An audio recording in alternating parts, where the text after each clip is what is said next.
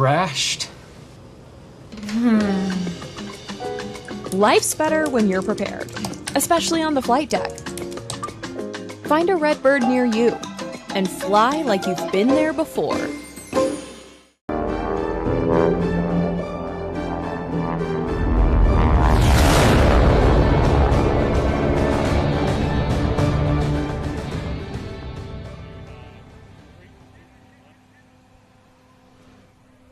Watching Aviation Consumer Live, part of this Fire Crown Oshkosh Live series with Kyle Ludwig at Garmin. Become an annual thing, man. It's an annual sit-down with Kyle at Garmin. Always stuff to talk about, obviously, here at the Garmin Metropolis. Seems to get bigger every year. And let's talk a little bit about what you guys got this year. A few airplanes, lots of demos inside, right? Absolutely. And Larry, thanks for having us on again. It is our annual thing, I feel like, and to kick the show off, boy, the crowds are coming in. Celebration Way looks totally busy out here, and the exhibit was packed at 9 o'clock as soon as we opened. We've been gearing up for Oshkosh for a number of months now, and as you know, we've had 11 announcements in July alone, and thanks to Fire Crown, we've had a lot of great coverage on those too. And this year we've really ramped up for Oshkosh with our navigation database announcement that includes the Fisk arrival this year to load it straight in your avionics, Garmin Pilot, and then a smart chart to cover that too. We're just really happy to be at Oshkosh and really happy to support the event. So how many kiosks inside with demos?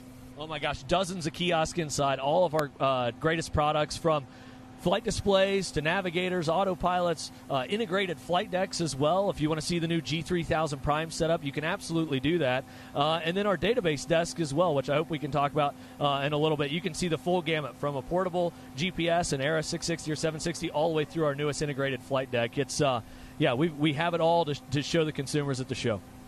Let's talk about getting here first. And you guys announced the Oshkosh arrival procedure that you could load into your Garmin Navigator. Anybody that's ever flown the arrival in here at Oshkosh, VFR or IFR, you're sitting up straight in the seats. And tell me a little bit about how this arrival procedure works when you load it into a Garmin Navigator. Yeah, we're really proud of what we did with the Fisk arrival this year. You know, you said it best. The Fisk arrival, you really have to have your head on a swivel. A lot of traffic merging at the different waypoints out there, the different transition points onto the Fisk. And this year we made it easier by, you can simply, if you have the Garmin Aviation database, 2507 cycle, you load it just like any other arrival. So you go to your procedures arrival, and the Fisk arrival shows up for Oshkosh.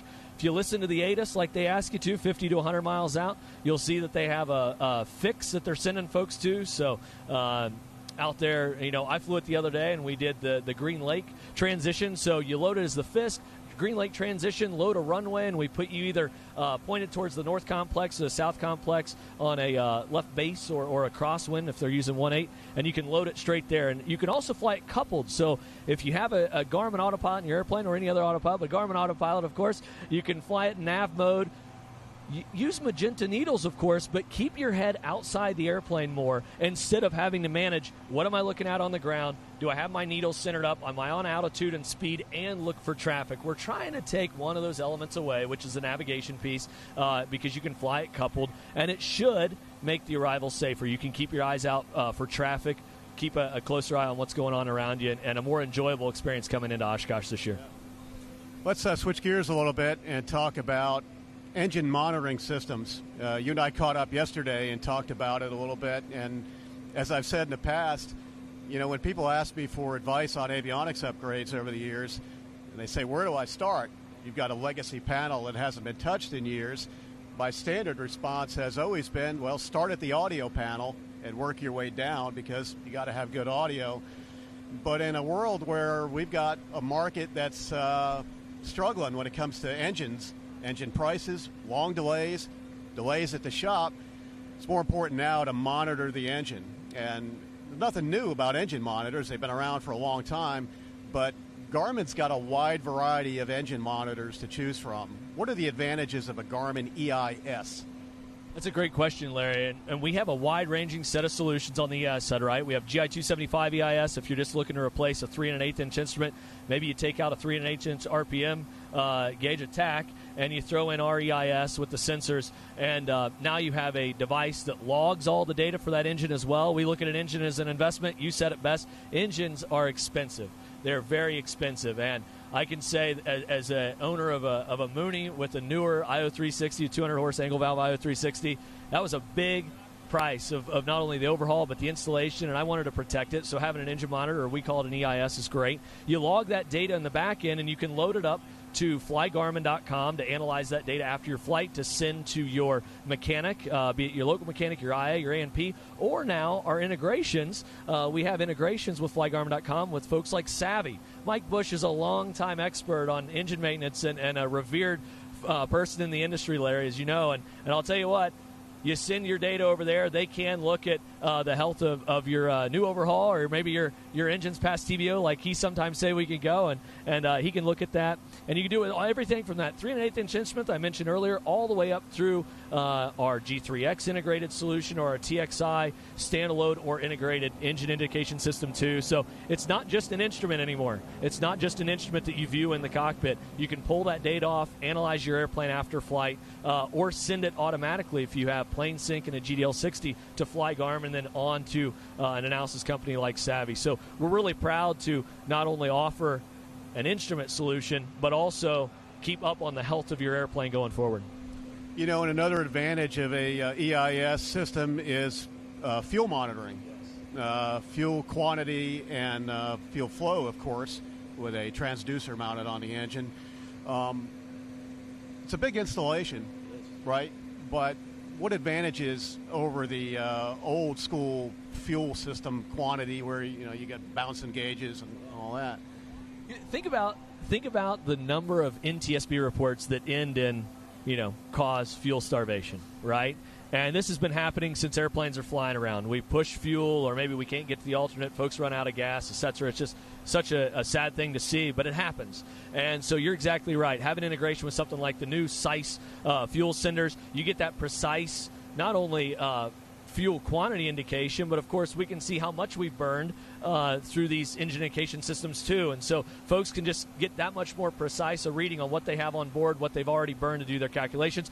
We've been doing navlog since the beginning of time when we were flying cross countries and we were flying out and around, and so this just makes it easier to fill in that block on how much fuel have I burned, how much is left to get to destination, and again, it's just so much more precise. And they always say don't trust your fuel gauges, and I feel like we're getting to the stage that, hey, where they're required to arm for flight, right? And so, hey, let's put a little more trust into them with what we're doing with our engine indication system.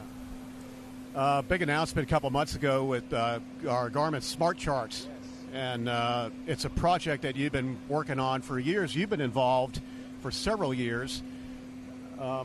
Let's talk about it. We've been using these old style charts for years. And what Smart Charts, it's a whole different game, isn't it? It's funny. We've been looking at the same approach plates really since the 30s and 40s, right? World War II sparked a lot of instrument flying off, came into the U.S. in the 50s recreationally, and with the airlines kind of booming after the war. It was a huge team effort, years and years and years of effort by teams all across this company. It takes a navigation database team. It takes a design team. It takes a ton of pilots and engineers and just project management folks, just working with so many great people that maybe have never even worked together before. And I think that was the beauty of what our management team was able to bring together, is pull all these folks together. And a couple folks on the team did a really wonderful job, a masterful job of pulling them together, Larry. And going to the product, I think it's really cool now that what is a chart, right? We used to think of it as a paper chart. We pulled those in a rasterized format into the iPad, the advent of the iPad, the mobile devices, and now you can have a chart that is really data overlaid on a map that's really for your flight. You're building an RV-12. I'm flying a Mooney. We may fly Category A or B. But let's say we're flying a Bonanza where we may switch between B and C. Going into a busy airport, they tell you keep your speed up. Now we only see one set of minima. We don't have to look at that chart at the bottom and see A, B, C, D, what is broken, what is out, or lights on or off, etc. We plug all that in, per se, and you get a chart that has one set of minima for your approach type. It has one set of minima that maybe we added some height because there's tall ships in the harbor in Boston. We talked about that a couple times ago. We chatted. It gives you that one piece of information, that one route. There's not all those transitions, and it's just a much cleaner way to fly those procedures and keep your essay up. And we're very proud to bring those to not only approach plates we talked about, but airport diagrams, SIDS, and stars. We really revolutionized what pilots can look at there in the instrument industry. Man, we go through these NTSB rec reports in Aviation Consumer. Been doing it for years, and we do it every month in the Used Aircraft Guide. And, you read some of these reports, and you wonder how somebody can botch a missed approach, fall short. I have to wonder if somebody doesn't fly a lot of IFR, maybe they haven't flown in a few months, get into the airplane, and they fly an approach, and maybe it's not what they expected. Now they're switching approaches on the fly. You think smart charts can help? As a flight instructor, we can argue this either way, right? Folks are usually good with what they know. Traditional charts have been around for, like we talked about, 90 years, right? And so it's hard to argue that. But what I would argue, the reason smart charts makes it easier, no longer are we perusing all of these notes that you may miss that are all over the chart. They're not always a standardized location. No longer do we have to look at all of these different sets of minima. What minimum am I going to today because of this equipment outage, either on board or outside the airplane? It gives you the information that you need when you need it in a very succinct way. And so in my opinion, that is why it makes it safer. We give you the briefing tab. When you're briefing, you see the brief tab. You see the details tab if you want to see everything. If you're tuning frequencies, you no longer have to look around to say, hey, or a great one is, well, am I using a local AWAS to set an altimeter, or am I using maybe an airport close by because it's not a 24-hour tower, for instance? And so now I'm not looking around for all these frequencies. You see the ones that you need when you need it. And in my opinion, that's how we're going to make instrument flying safer going forward. Yeah. Let's switch to experimentals. Okay. And, we're getting ready to fly this Vans RV-12, and we ended up with a Garmin G3X Touch. But, for somebody building an airplane and they're not sure what they want for avionics, they're not sure how they want to equip the panel, what advice do you have for somebody starting fresh slate? And it's different from equipping some of these existing airplanes. Where do you start? Yeah, that's a great question. And I think the avionics come later in the build process for most folks, too, if you really think about it. Well, not really. They shouldn't, but I think a lot of people should be thinking about, yes, what avionics you're going to do, even if you're a few years out, because there's stuff you're laying in the airframe along the way. So I agree. What logic should you bring to the table when you're planning a panel? That's a great question. I think, we have so many different solutions in an industry for what avionics could go in your panel. And at Garmin, we have so many solutions. I really think it boils down to what kind of flying are you doing? Are you flying IFR or VFR? Are you flying a lot of higher IFR? How much panel real estate do you have, right? The RV-12 actually has a nice, generous panel. You could put a couple 10-inch displays in and a navigator in the center and still have room for a mode controller, for the autopilot, etc. But let's say you're in a more concise panel. Hey, a couple G5s, a GMC 507 mode controller for the GFC 500X autopilot. Looking at what fits in the panel and what capabilities do you want.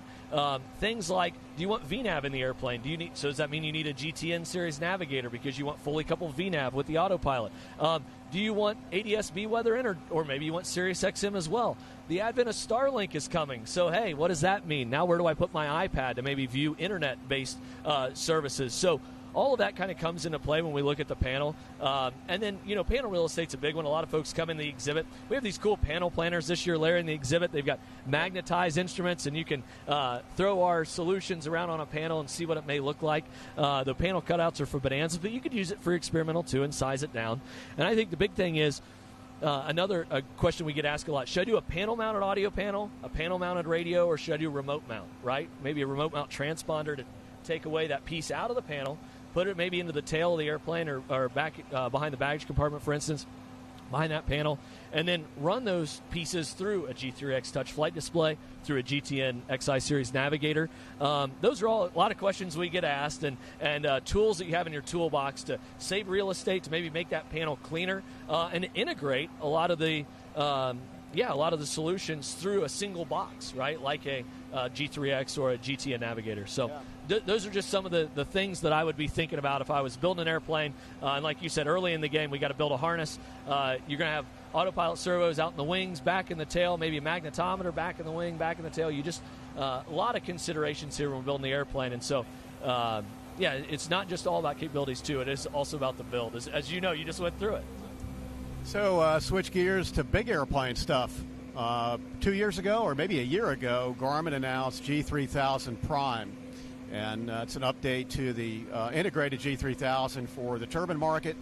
And now you've introduced G5000 Prime? We have at the What's that Paris all Air about? Show. Yeah, great question. So we announced G3000 Prime, or our Prime series now of integrated flight decks, back just after Oshkosh last year. And we're very proud to announce it on some very cool airplanes. PC-12 Pro came out. And most recent announcement for that was G5000 Prime on the D328 Eco. So a Part 25 airplane. People may remember the Dornier 328 from years past. Very prolific turboprop regional airliner and then jet airliner back in the late 90s, early 2000s. It's being reincarnated in Europe through Deutsche Aircraft, and so they're going to feature the G5000 Prime integrated flight deck, which, Larry, it's all touchscreen. You have not only touchscreen flight displays, but touchscreen secondary display units, or SDUs, instead of old key-driven FMS units down below. And it's an incredibly powerful system. If you're at the show, you're watching the segment, you're at the show, you can come see G3000 Prime in our exhibit. We'd love to have you touch it, feel it, see what it could be like potentially in a new airplane of whatever you're flying out there, maybe even the D328 Eco. But we're very proud to expand the Prime platform all the way up into the Part 25 market for sure. And speaking of big displays, you've also introduced a big 12-inch display. What's the application there, and where does it fit?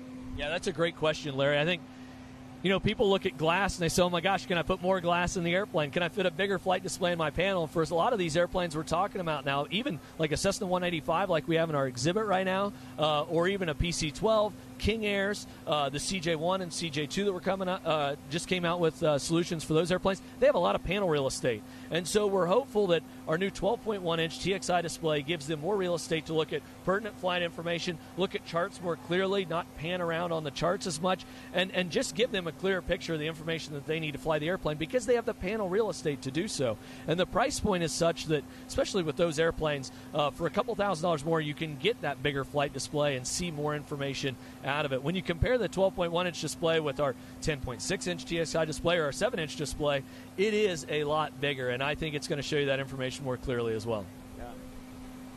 What other announcements have you guys had? It's been shotgun past week or so.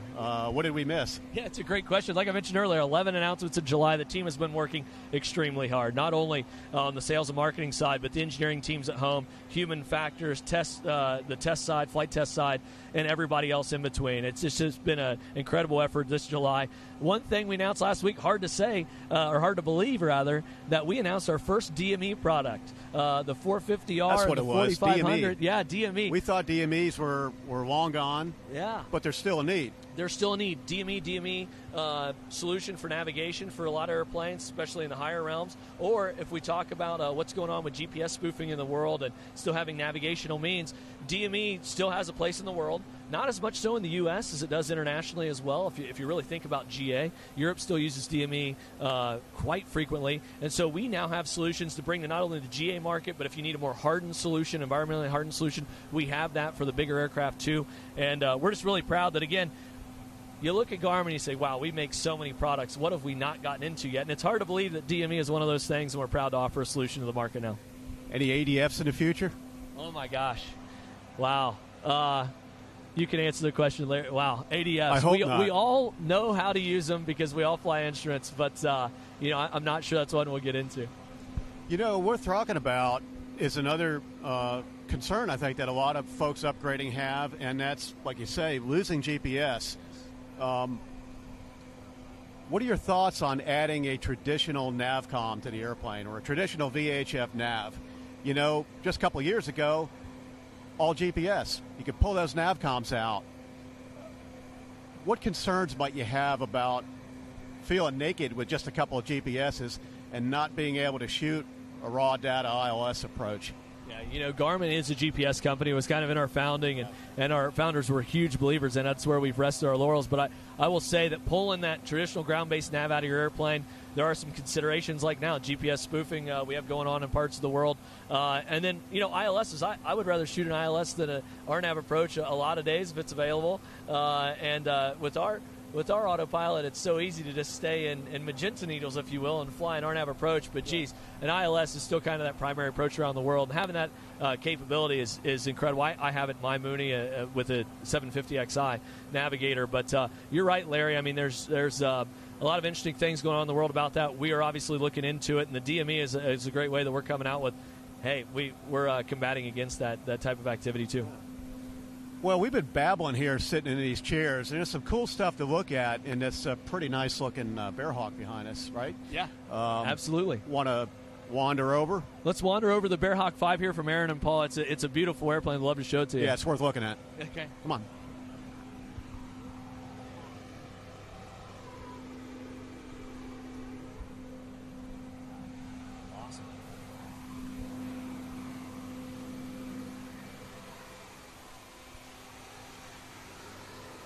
So this is Aaron and Paul's Bearhawk 5. Don't have the avionics powered on right now, but we can absolutely do that here with Flip the Master on and the avionics on there, and it'll power up. This airplane was just finished in the last week. It's one of four beautiful airplanes in our exhibit right now. You see a lot of our great solutions here. Dual 10-inch G3X flight displays, a GTN 750XI Navigator, GTR 20, a remote mount radio behind those G3Xs, and then the GFC 500X autopilot. It also has AOA, big backcountry airplane. Having AOA is a great thing, too, to fly off of that on approach. And we're just really proud of this. Aaron and Paul did a great job building it down at the Bearhawk factory in their Build Assist program. And then with our avionics panel, this is just a 155, 160 knot backcountry airplane. So not only a traveling airplane with 4 big seats and a baggage compartment, but all the capability to fly at IFR and do hard cross countries as well. Yeah. What else is in the display here worth looking at? Yeah, great question, Larry. So behind us here, Trip Palmer finished earlier this year a Legend Nomad Cub. So it's a Rotax-powered Legend Cub. Such a gorgeous airplane. He has a few hundred hours on it now. Just finished a trip up to Alaska and back. And, we're just so happy that he allowed us to have it in the exhibit. Another experimental airplane, right? So the experimental kind of revolution continues, and he built it down at the Legend factory. But, again, shows the power of what the G3X touch flight display with some integrated radios, including the transponder and the radio, and then having an autopilot in it. He's got hundreds of hours in this, and a lot of them are cross-country.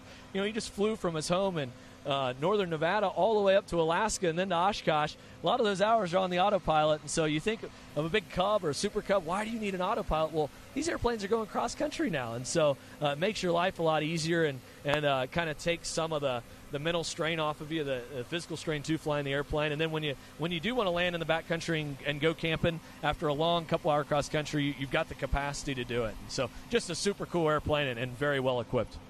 We talked about experimental airplanes, experimental avionics, and the buying decision. How can the experimental world help somebody flying a certified airplane? So I think where I'm going is, you take an experimental Bearhawk like this, loaded top to bottom with Garmin gear. Yep. You got an old Mooney or an old Cessna or whatever. Yep. How can these airplanes, where you've got a lot more regulatory leeway, how does it help somebody flying a certified airplane? It's a great question, Larry. I'm a huge believer in the experimental market. I'm a huge believer in the vintage market, too. I know you are, and that's why I asked. Yeah, and I think, big thing, if you look at Garmin, the history, especially since the early 2010s, we came out with a G5, which is a prolific flight instrument, and we came out with a G3X touch flight display, and those have lived on for over 10 years now. They started in the experimental world. We certified those products, brought them into the certified world at a very fair price point, brought that technology to airplanes like mine, a 1971 Mooney that otherwise I may have not pulled out the vacuum system. I may have relied on the old vacuum pump and DG and attitude indicator, and now I have GI 275s, which if you look at it, we evolved from the G5 to the 275, and offer still both of those products for sale today. And we brought those great capabilities into the certified world out of the experimental world. And Team X at Garmin does just such a wonderful job of still being on the bleeding edge and designing kind of what's next and what's out there. And then we brought it into the certified world, and we're just very proud of that at Garmin. Yeah. And the other thing you're doing here at the exhibit is databases and a discounted database subscription. Yes. So yes. How's that work? It's a great question. databases. We'll start with this. Databases aren't the coolest thing that are offered in the aviation world. Well, but they are confusing. They are. And you know, whether you fly VFR or IFR or everything in between, with all the data running around in these suites, Yes. the big question is, what do I need for subscriptions? Do I need Jeppson charts? Do I get the Garmin charts? Yes. What do I need, and how do you make that decision? And we're helping folks do that right here at our database desk inside. $100 discount for customers, and then if you're a new customer, Larry, additional discounts on top of that $100 here after you get the help in deciding what you need. So do you want the Garmin flight charts, or maybe do you want to upgrade to a chart enablement and use Jeppson charts? You have that option. Do you just need a navigation database, or do you want a one-pack that covers all this for multiple instruments? Do you just have a G3X flight display for VFR flying like you, or are you doing hard IFR flying with a navigator and a flight display and where you need the charts? Our folks, our database experts back here in our exhibit this week can not only help you save money, hard to believe in aviation, save money on a product, but also decide which one is right for you and your airplane and your type of flying, most importantly.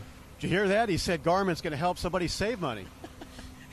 And it is a bold claim, but Larry, we're doing it right inside here in Oshkosh 2025. Yeah. Anything else we need to talk about? It's our annual sit down. What do we got? What do we miss? I think probably a lot, right? I think I'd like to close with, I really do believe these products they make flying safer, right? We're solid state instruments and all the capabilities out there and all the information. If you haven't flown behind our products or seen them, please stop by. Please fly in your neighbor hangers or your hangar neighbor's airplane and go see what it's all about. And then secondly, if you haven't come to Oshkosh, please come to Oshkosh. It is kind of the mecca of aviation, and there's so much to learn, so many people to see, so many airplanes to see. But like Paul Poberez, you say, you come for the airplanes, but you keep coming back for the people. And I appreciate seeing you every year, Larry. It's always a fun segment. And I'll close with saying, if you're trying to make an avionics buying decision, this is a perfect place to come get a demo.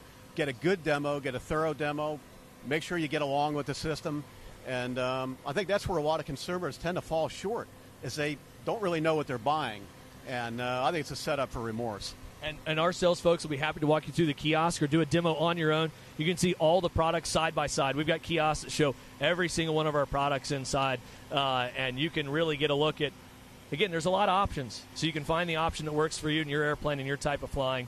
And like you said, really do your diligence in the buying process, and we can help you with that here at Oshkosh this year. What else?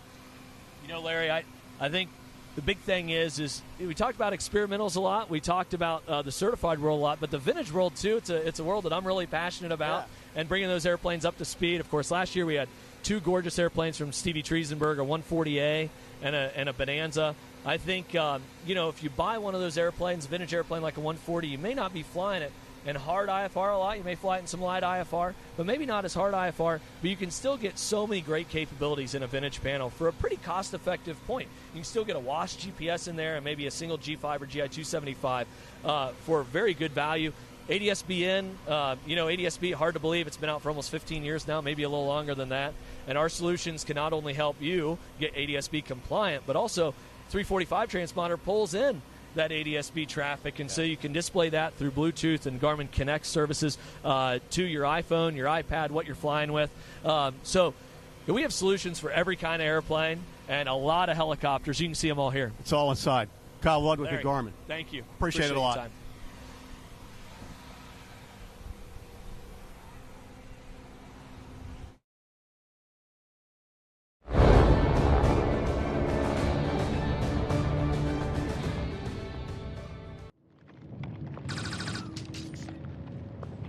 It's happening. Okay. It's happening. Let's go. It's happening. Let's go. Get the bag. Get the bag. Get. What? Life's better when you're prepared, especially on the flight deck. Find a red bird near you and fly like you've been there before. Next. So where do you see yourself in 5 years?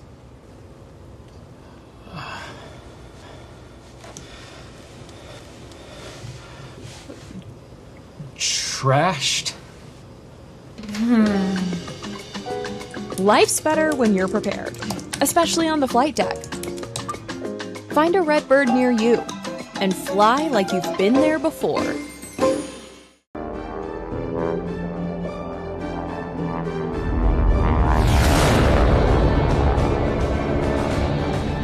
Welcome to the show, everybody. This is Ryan Ewing from Flying Magazine, and first up today we're going to be talking to South Georgia Tech, so we'll go ahead to talk about them.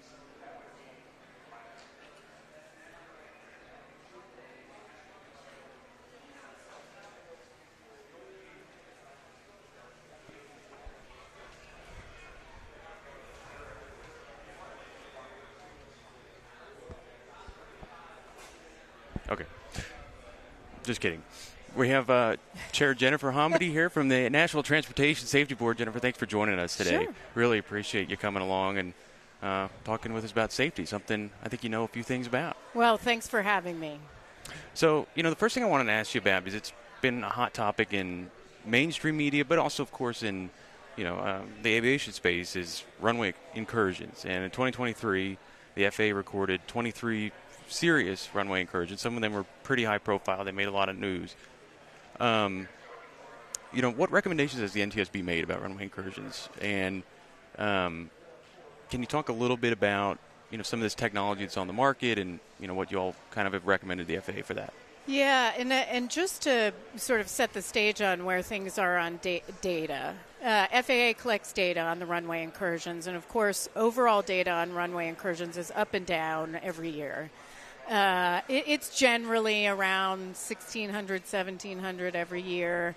But the most serious ones, the Category A and B, as you mentioned, was 23. Those are down from where they've been over the last couple of years. With that said, it only takes one, which is why, and I think this is an important point, a lot of people wonder why the NTSB investigates incidents and not just accidents. The reason why we do incidents is so we can learn about them and prevent a future accident from occurring. And so you mentioned some of our work and our recommendations. Our oldest recommendation, which stems back to 2000 regarding runway incursions, is technology that directly alerts pilots of a potential problem. And, not just air traffic control. And that's where we want to see some redundancy. Certainly there's technology for air traffic control, the older technology like ASDX. Some of the newer technology we have some concerns about. We're looking at this in a runway incursion in Nashville where the newer technology to ASDX does not actually alert air traffic control there's no oral alerting feature at all for air traffic control on that. So that's something we're really taking a look at in that investigation. But in order to provide redundancy, we believe that technology needs to be available to pilots in the cockpit. Got it. So correct me if I'm wrong, but the technology to sort of mitigate the risk of runway incursions, that's been on the NTSB's most wanted list, per se, for quite a while. I kind of want to ask you, do you feel like they're making progress, as there's progress is being made in that front? Well, I do think with development of the technology, one of those technologies I had just seen in the past couple of weeks, I'm going to see another one in August. So now we're having more and more competitors developing that technology, making it available. Previously, FAA had responded that it wasn't available. Now it is, and now we want them to act on it. Got it. So shifting a little bit to training, we have the industry as a whole, particularly on the Part 121 side. It's no secret there's a greener workforce entering the market. It's not a bad thing, but it's younger, it's newer, it's fresher. I want to talk to you about, because I know you mentioned in one congressional hearing at one point about sort of this death by PowerPoint or whatever you want to call it. But what do you guys feel, is the best way to kind of adopt training standards to this younger crowd? Yeah, so I think what we really have relied on in aviation is that death by PowerPoint. That's that computer-based training. Not everyone learns that way. Some people are hands-on, and what we really need to look at is the research out there with how people learn. And it differs by individual. What's the best way to teach? Right now we are engaging with air traffic control, and they're not remembering pretty significant trainings that they had a week ago or a month ago. That's a problem. Right. So, in order to have good training standards, we really need to look at how do people learn best, and then providing that training to the point of muscle memory. Right. Do you think, I think during COVID there's been quite a bit of retirements of more senior workers. Do you think that at all kind of contributes to, a bit of some incidents or safety occurrences would be the term, just because there's maybe the lack of long-standing knowledge. And so, do you all kind of see that in some data, or have you seen a spike coming out of COVID from that? Well, I think there's definitely a newer workforce, and I think that is true everywhere. It's true for the NTSB, and for us, that's looking at what is our training providing, how has our workforce changed? Do they have that historical knowledge that has been there with a lot of the more senior tenured individuals, and it has that historical knowledge passed on to them. So we are seeing that, and I think that's true in the aviation industry as well. And something we looked at in the Alaska 1282 door plug blowout was that newer workforce at Boeing and that need to do training, and to look at that as that does create some opportunities with a new workforce, but also create some challenges, and doing a really good safety risk assessment and including that, and figuring out where you need to go and make sure your workforce is up for the job. Gotcha. Got it. So shifting to, again, another hot topic, as we like to talk about here, pilot mental health in aviation. Sort of how does the NTSB view sort of the current balance between maintaining safety and ensuring pilots feel like they can get help or potentially face a career-ending move? Yeah, I'm going to be pretty blunt here. I think there needs to be a complete overhaul on FAA and how they view not just mental health and address mental health. I mean, mental health, healthcare is healthcare. Doesn't matter if it's mental health or if it's physical health. It needs to be treated the same, but the way the FAA operates, it's like back to the 1950s. And, what we're seeing in mental health and how the FAA treats it, it's really a symptom of something bigger. They need a complete overhaul of how they deal with medicals in general. You'll hear the FAA say, only 1% are denied. Come on.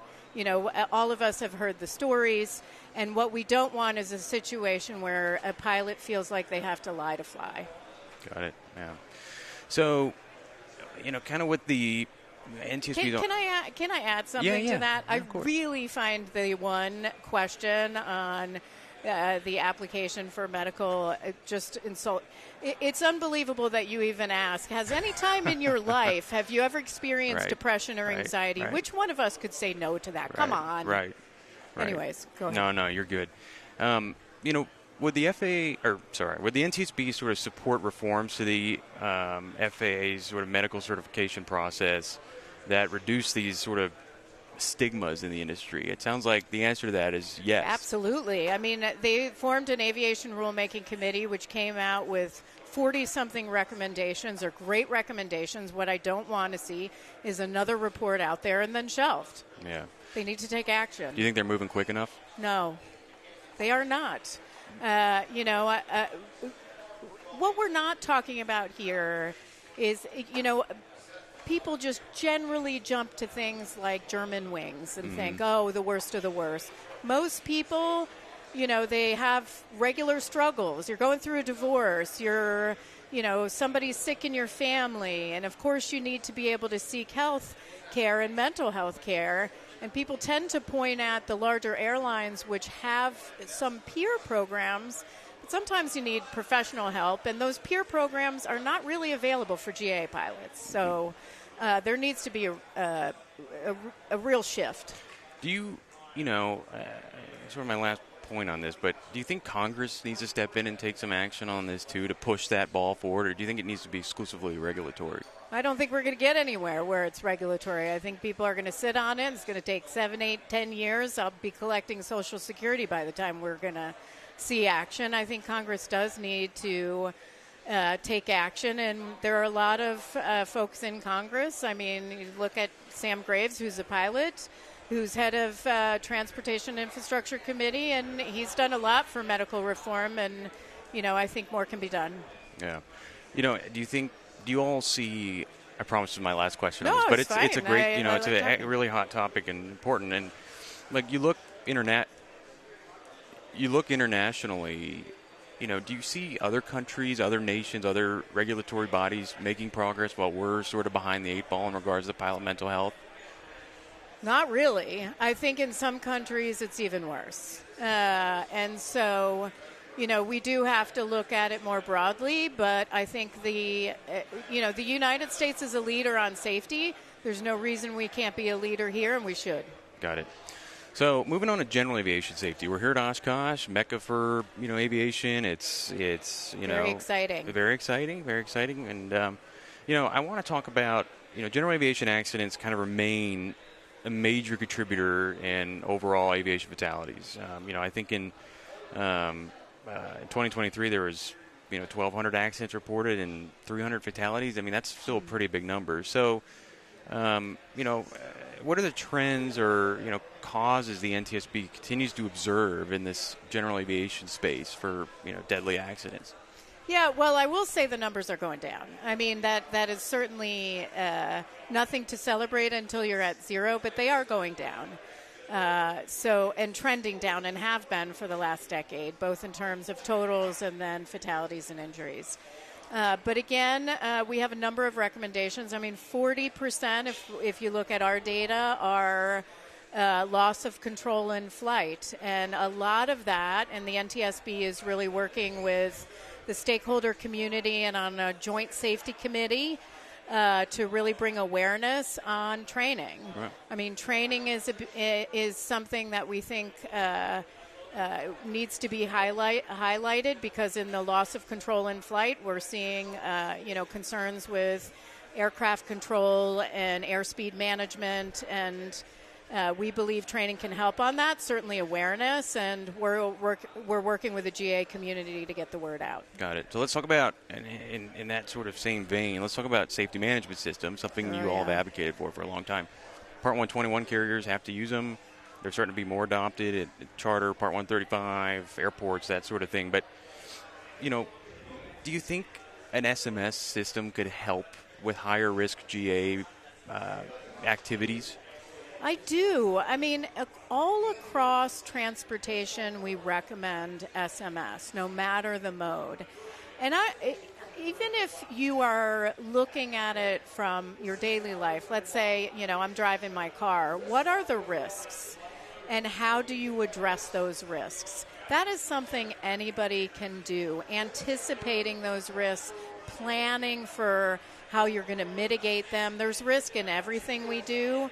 But there's no reason why even a single individual can't do safety management. Right. So I want to talk, finally on the general aviation side, ADSB has become much more, I think a lot of people who aren't in aviation recently have found out what that is. Yeah. But, what other technologies, in addition to ADSB, do you all kind of see as being useful to prevent, serious accidents in the general aviation space? Well, certainly, and I'll just highlight on ADSB, when ADSB out was mandated in certain classes of airspace, we commented that ADSB out is fine, and we support that, but we also need ADSB in. And we've investigated other accidents where we've made similar recommendations, like when I was in Ketchikan, and there was a mid-air collision of 2 float planes, and they were tour planes or tour operations, and it was very tragic, but that's something we recommended there, and we've recommended it for years. So we've got ADSB in. We've recommended, like I mentioned, the direct pilot alerting for runway incursions. We've recommended something along the lines of ASDX, and of course we're not seeing that same performance of the newer technologies that are going into air traffic control towers around the U.S. And would like to see that upgraded. But we have recommended so much on technology, collision avoidance. We're going to talk about at our hearing, which is coming up next week, actually, on the DCA mid-air collision. Yeah.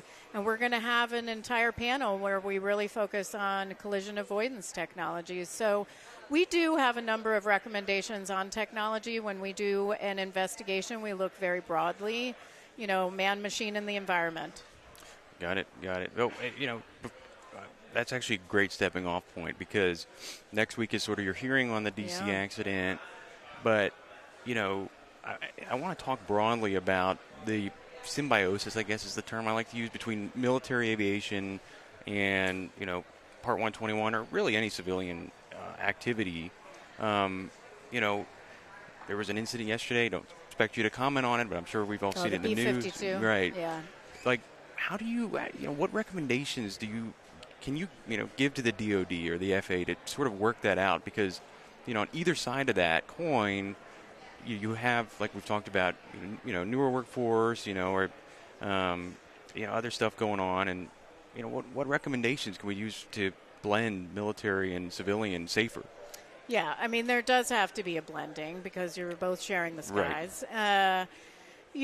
That is something that is going to be a key focus of our hearing next week. So just for folks that are listening, we're having a 3-day hearing. It starts on Wednesday, the 30th, from 9 a.m. to 7 p.m. And these are investigative hearings. They are geared towards us developing more factual evidence related to the DCA mid-air collision.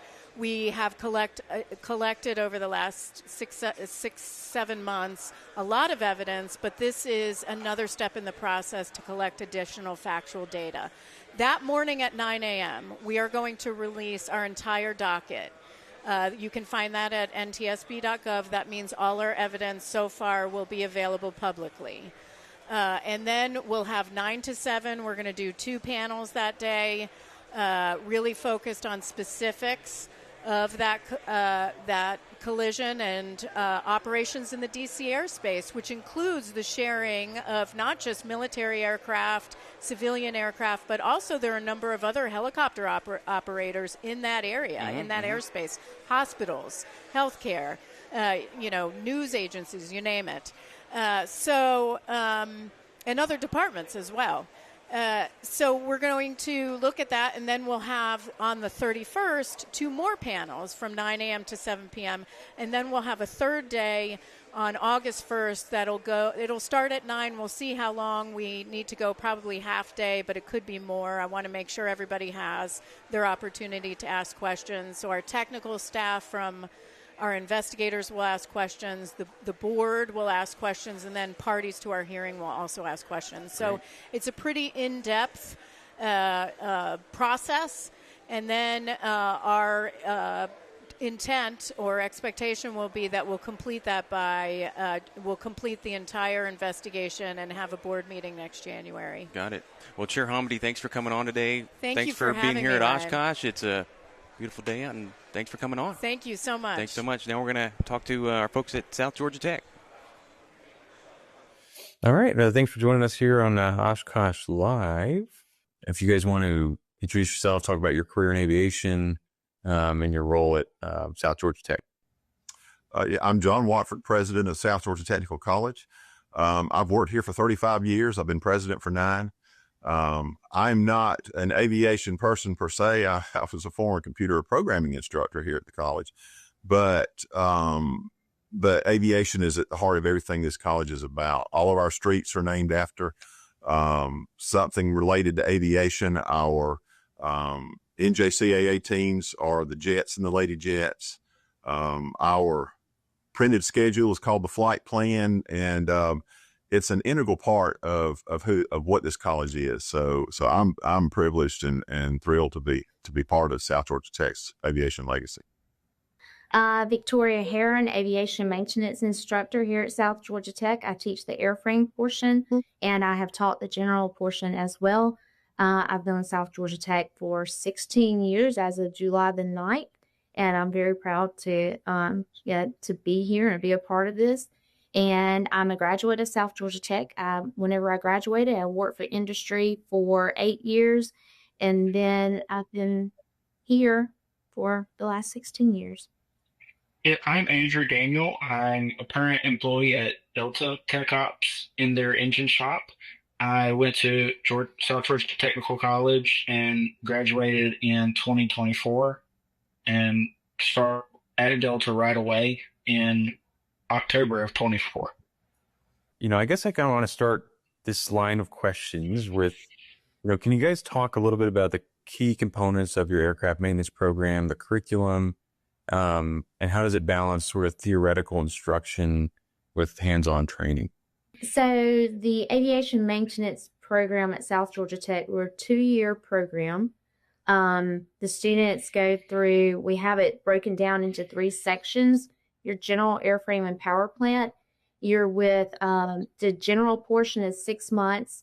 And then you have a section of airframe that's 9 months. And then you have another section of power plant that is 9 months long.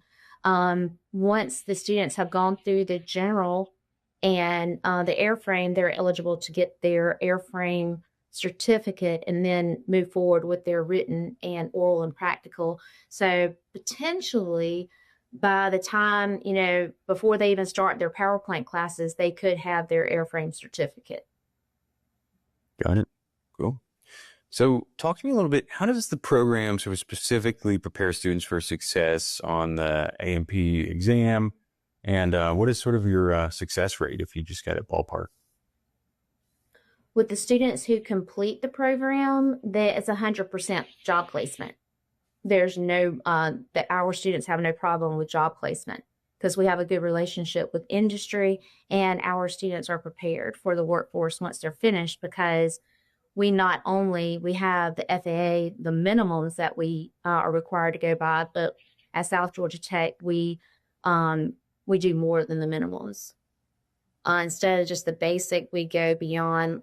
For instance, the overhaul for recip, the FAA only requires a cylinder removal and replacement. We actually go through a complete engine overhaul where they tear it down, like all the internal parts to build it back up and run the engine. Got it. Well, can you kind of describe, the facilities and if any specific aircraft or equipment students get to work on during their training? I'll fill that one if it's okay, Victoria. Yeah. We have one of the larger aviation facilities in the system. We are located here in South Georgia, but we are adjacent to the Jimmy Carter Regional Airport. I actually have access to that runway.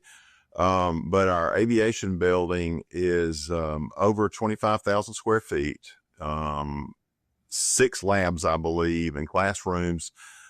We also teach avionics and aircraft structural in that building as well. So we have equipment. We have planes that date back to World War II, as well as modern planes. We have a Gulfstream G2. We have a Learjet,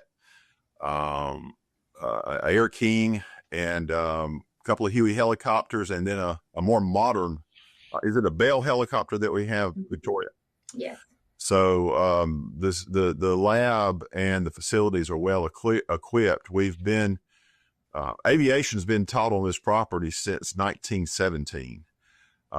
We were Army Air Corps training base in World Wars I and II. So equipment has been acquired over many years, and so we have a lot of equipment available to students to work on. Great. So what type of sort of industry partnerships or co-op opportunities does South Georgia Tech offer for students? Well, the students in aviation, we have a partnership with Delta, and Delta, of course, is in Atlanta. about a little over 2-hour drive, maybe 2.5-hour drive from Americus. But we have on-campus housing. So not anybody in the state, anybody in the country can come and live here and learn and work on their A&P. But Delta is a very good partner. They hire our graduates. They keep our instructors informed on the latest technologies and procedures for course, for what they're doing. We also have a partnership with Delta in our electronics program because they hire bench technicians from our electronics program. But we have partners with Gulf. We're partners with Gulfstream. Gulfstream hires our graduates. Gulfstream is in Savannah, which is about 3 hours away, and several smaller airports and manufacturers in Georgia as well. So we're Standard Aero in over in East Georgia is one of our partners that hire a lot of our graduates. Got it. So I guess beyond the technical training, what support services are available to students, to ensure their overall success, from academic assistance to career services? We have a full complement of opportunities for students. Aviation maintenance is a rigorous program. And as Ms. Herron said, the success rate of our graduates is 100%. They will get employed when they graduate. The process may take a couple of shots, a couple of tries in some courses. We have tutoring available. Our instructors, our classes are small enough, and our student to teacher ratio is small enough that the instructors work closely with the students. So if there's a math deficiency or some area where the student needs help, the instructor can help them one-on-one, or they can refer them to a tutor. We have tutors available, tutoring labs, a lot of opportunities for students to get that type of help. We also have a financial aid office. Our tuition is $107 per credit hour. And Georgia residents, of course, can come on the Hope Grant, and we offer the Pell Grant as well.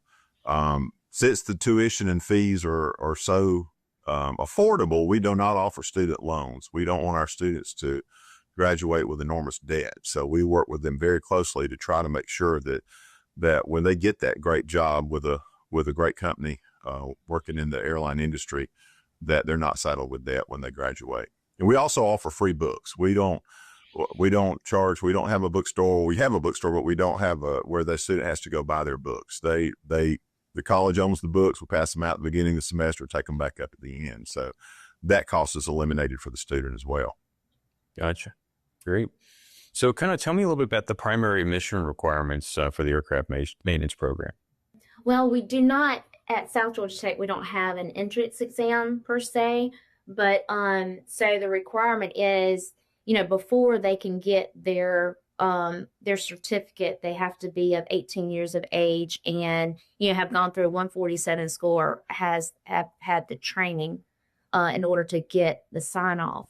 But as far as coming into the program, we really don't have like an entrance exam for that. It's open admission. So when you come and apply, you can get in the program. Got it. So I guess my last question for y'all here is, what sets South Georgia Tech apart from other similar programs around the country, and what is your kind of overarching mission? I would like Drew to chime in on this one because he is a former student and he competed at National Skills USA and won last year. So Drew, could you kind of chime in on this question for us? You're going to get more personalized education at South Georgia Tech, as well as they're more equipped with more equipment, and they have the ability to teach different things that other schools don't, just because they don't have the right tools. Got it. I'd like to hear from all of you on this one, actually. If Dr. Wyfer, you want to go next? Yeah, we are different. And Victoria mentioned that we don't just do the minimum that's required. We want to prepare the student for what they're going to see when they get in the actual industry. And she had a perfect example of the engine rebuild. The engine has to run for the student to be able to pass the class. That's not a FAA requirement. That's a South Georgia Tech curriculum requirement. And there are many other opportunities like that student has to be excellent. The fact that we have on-campus housing, the fact that we have such a history with aviation at this campus. Victoria is one of 5 full-time instructors we have in the A&P part, and at least 3 of those instructors came to South Georgia Tech. The neat thing is that they were taught by instructors who were taught by instructors, and we can go back 5 generations of instructors back to the 1940s. That culture has persisted. South Georgia Tech embraces occupational education. We are considered a 2-year technical college, or we are a 2-year technical college, but we are not our mission is not transfer. Our mission is workforce education. We are training students to go to work in the industry. So we don't get sidetracked with superfluous things. And it allows our instructors and our students to stay focused on that goal of getting all the skills they need to be able to go work in the airline industry. And I know that our aviation program, the instruction is spot on, and the student's not just a number. We actually care, because that's the best advertisement for our program is the quality student that we put out there. The companies, once they hire our students, they invest in them, and they're just like, where did you come? What school did you go to? It was just the quality of student that comes out of South Georgia Tech is free advertisement for us. And, and we really embrace making sure that our students are ready for the workforce once they leave. All right, Drew, why don't you talk a little bit about your transition from South Georgia Tech to Delta, and, how that played out? So after South Georgia Tech, I had a graduation, as well as went to the program for my license. So I had to go to the after school. Well, I had to go to a certified DME for the testing so that I could get my licenses. At that point, I was able to apply to Delta, which only became possible through my involvement with Skills USA. And then I was basically ushered through the doors that just opened for me, with the connections that I made and the hands that I was able to shake because of that Skills USA. So that got me into Delta way easier than any other way could have. All right. Thanks to South Georgia Tech for chatting with us today. That was a really good discussion. Thanks to MTSU for sponsoring AirlineGeeks.com. And great time to be here in Oshkosh.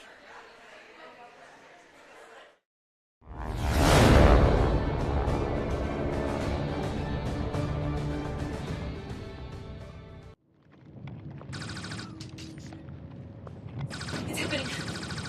Okay. It's happening. Let's go. It's happening. Let's go. Get the bag. Get the bag. Yeah. What?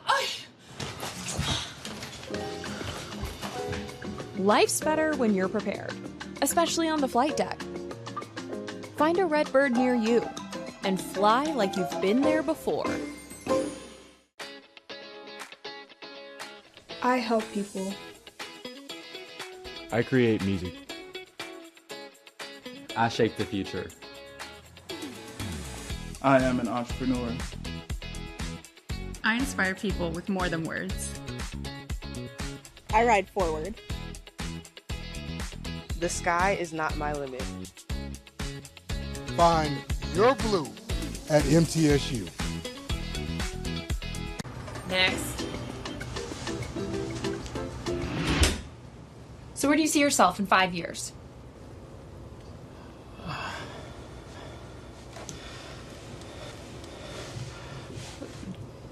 Trashed.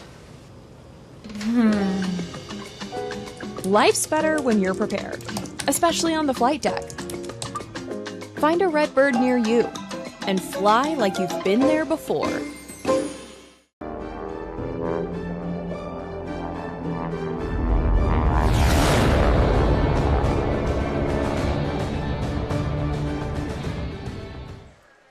This is Oshkosh Live, powered by Redbird Flight. We are entering hour 3 of our extravaganza here from the world's largest aviation celebration.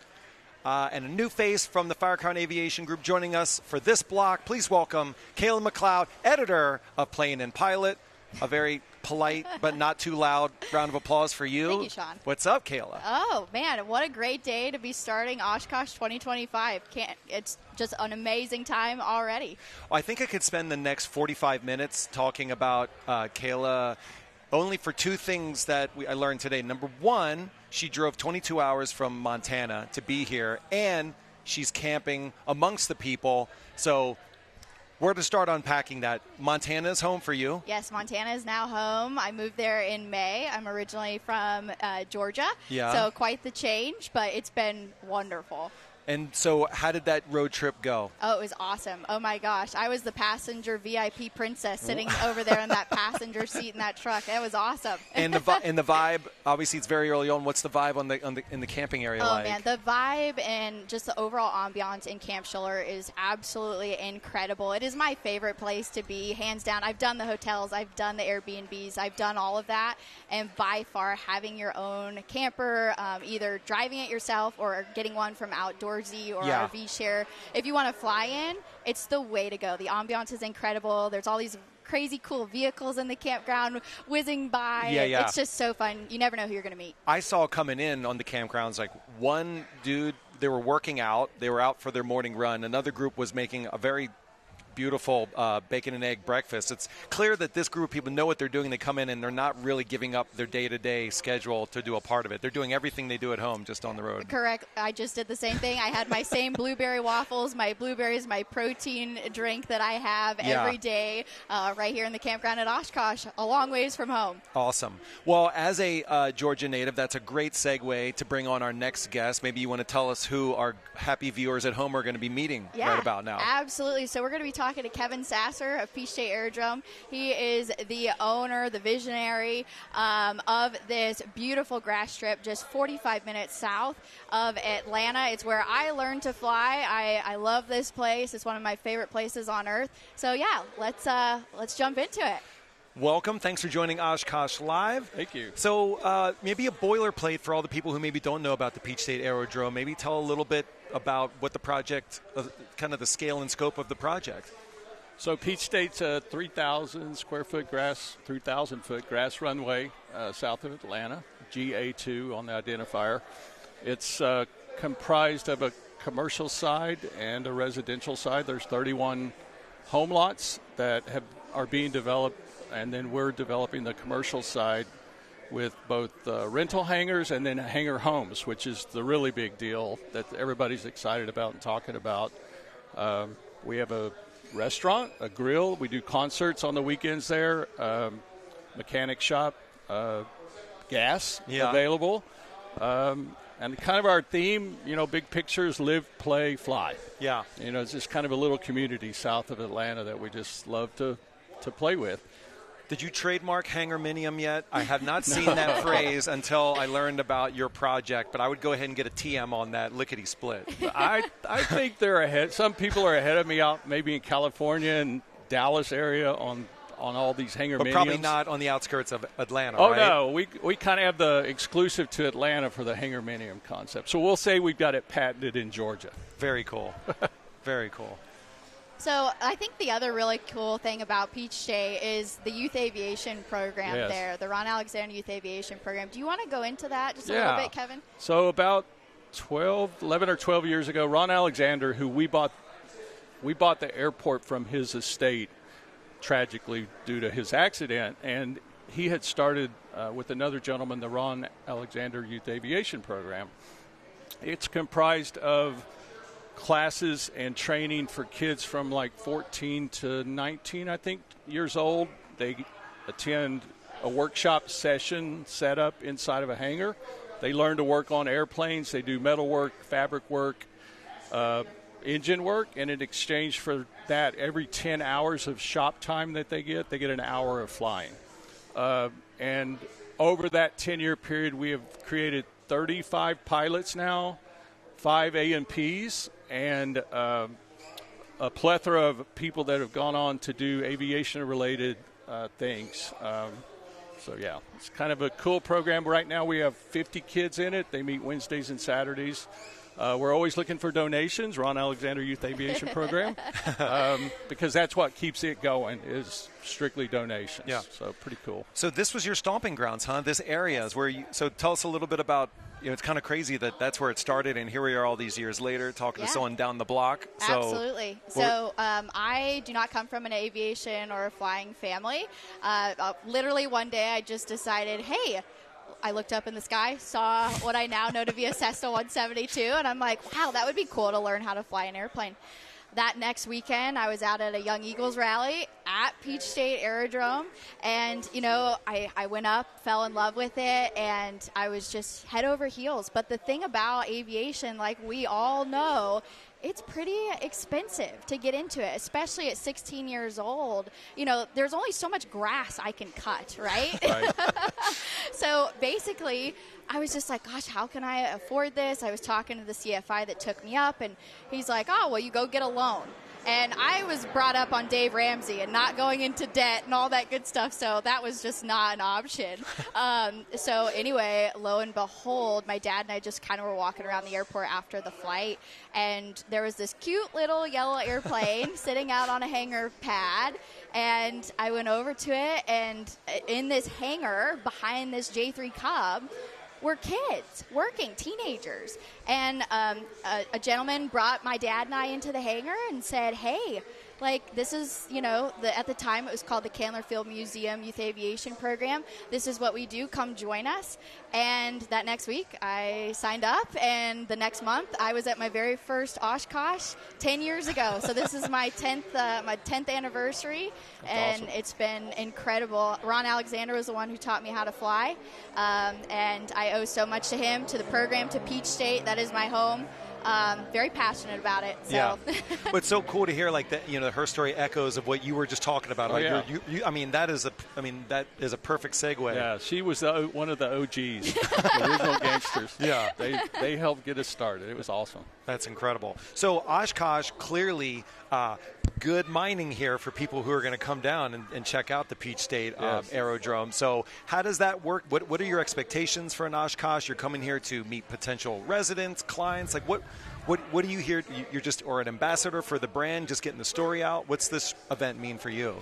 Well, first and foremost, I come for me, of course, and my friends, and my brothers in aviation, and we have a house that 6 of us, 8 of us, depends on who's coming. Typically have rented for the last 15 years, and so it's more about the friendships. And but I have done the token poster pokes on the billboards, and I've got brochures and stuff. But this is a hard place to sell back into Georgia. So we talk about it a lot, but we really had not a big problem attracting people to buy the hangars and to buy into the rentals and everything else.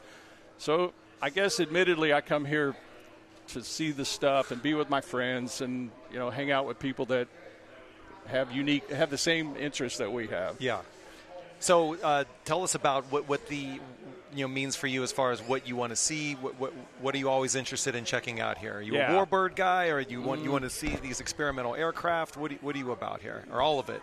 Yeah. So I like the booths. I like the new technology. I love to go to the warbirds. I think it's just everything. We have a golf cart, and we drive. Which is kind of a privilege. So we drive all the roads and just look at all the different airplanes. And I've got these old guys that are in my house with me. They know every airplane in the world. So it's very cool to say, well, that's a Waco. That's just, and all these things. And so when we have free time, we do that. And I don't know. It's just more the camaraderie than it is what airplanes are here. Yeah. And the air show's not bad. The night show's phenomenal.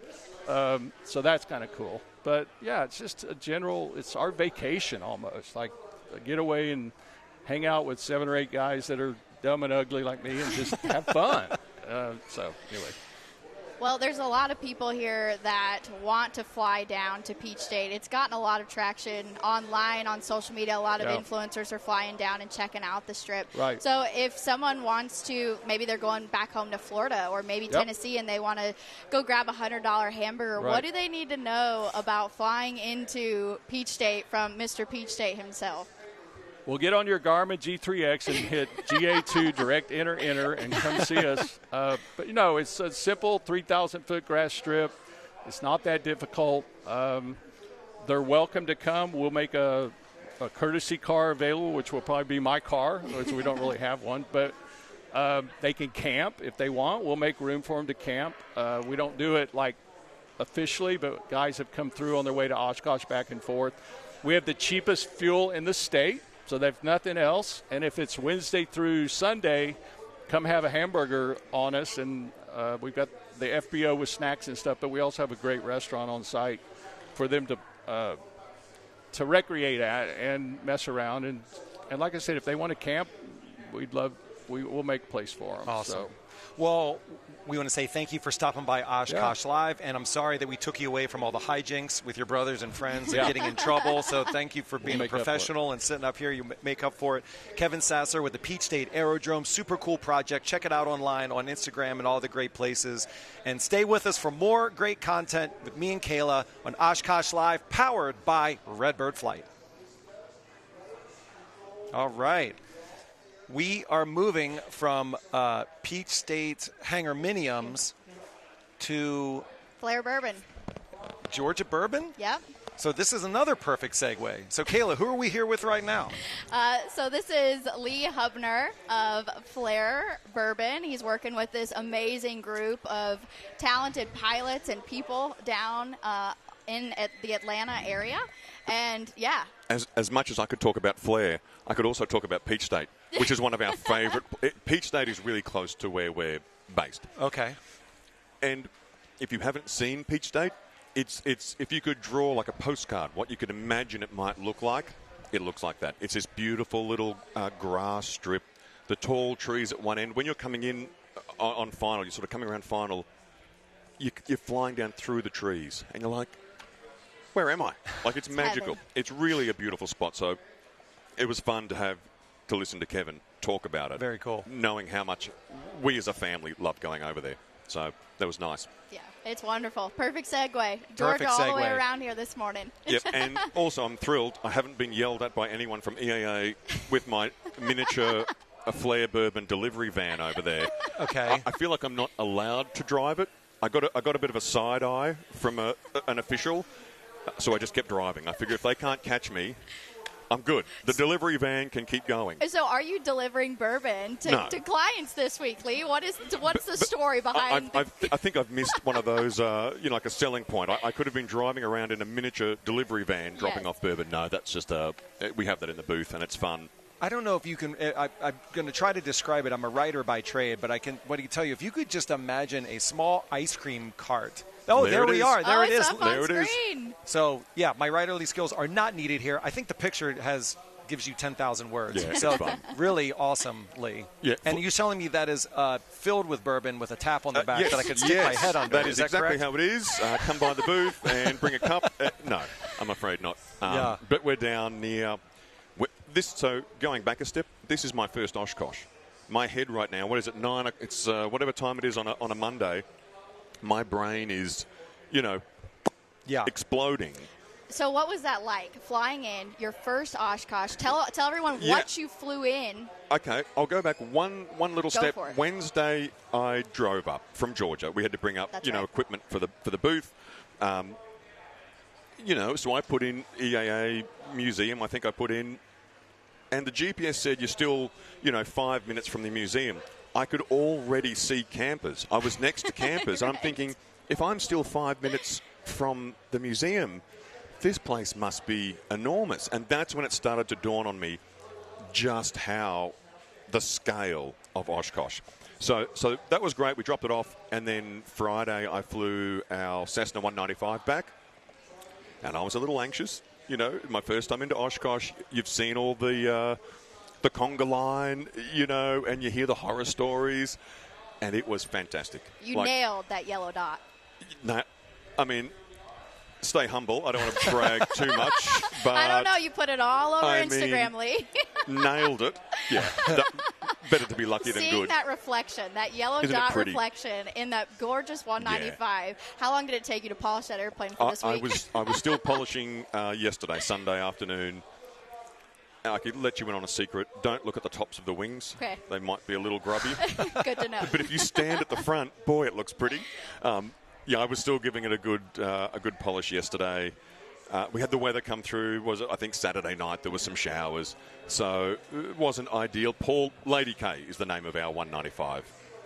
A little tip for the guys out there: or girls, if you name your airplane after your significant other, you increase the chances of getting that plane. Solid. So our 195 is named after Camilla.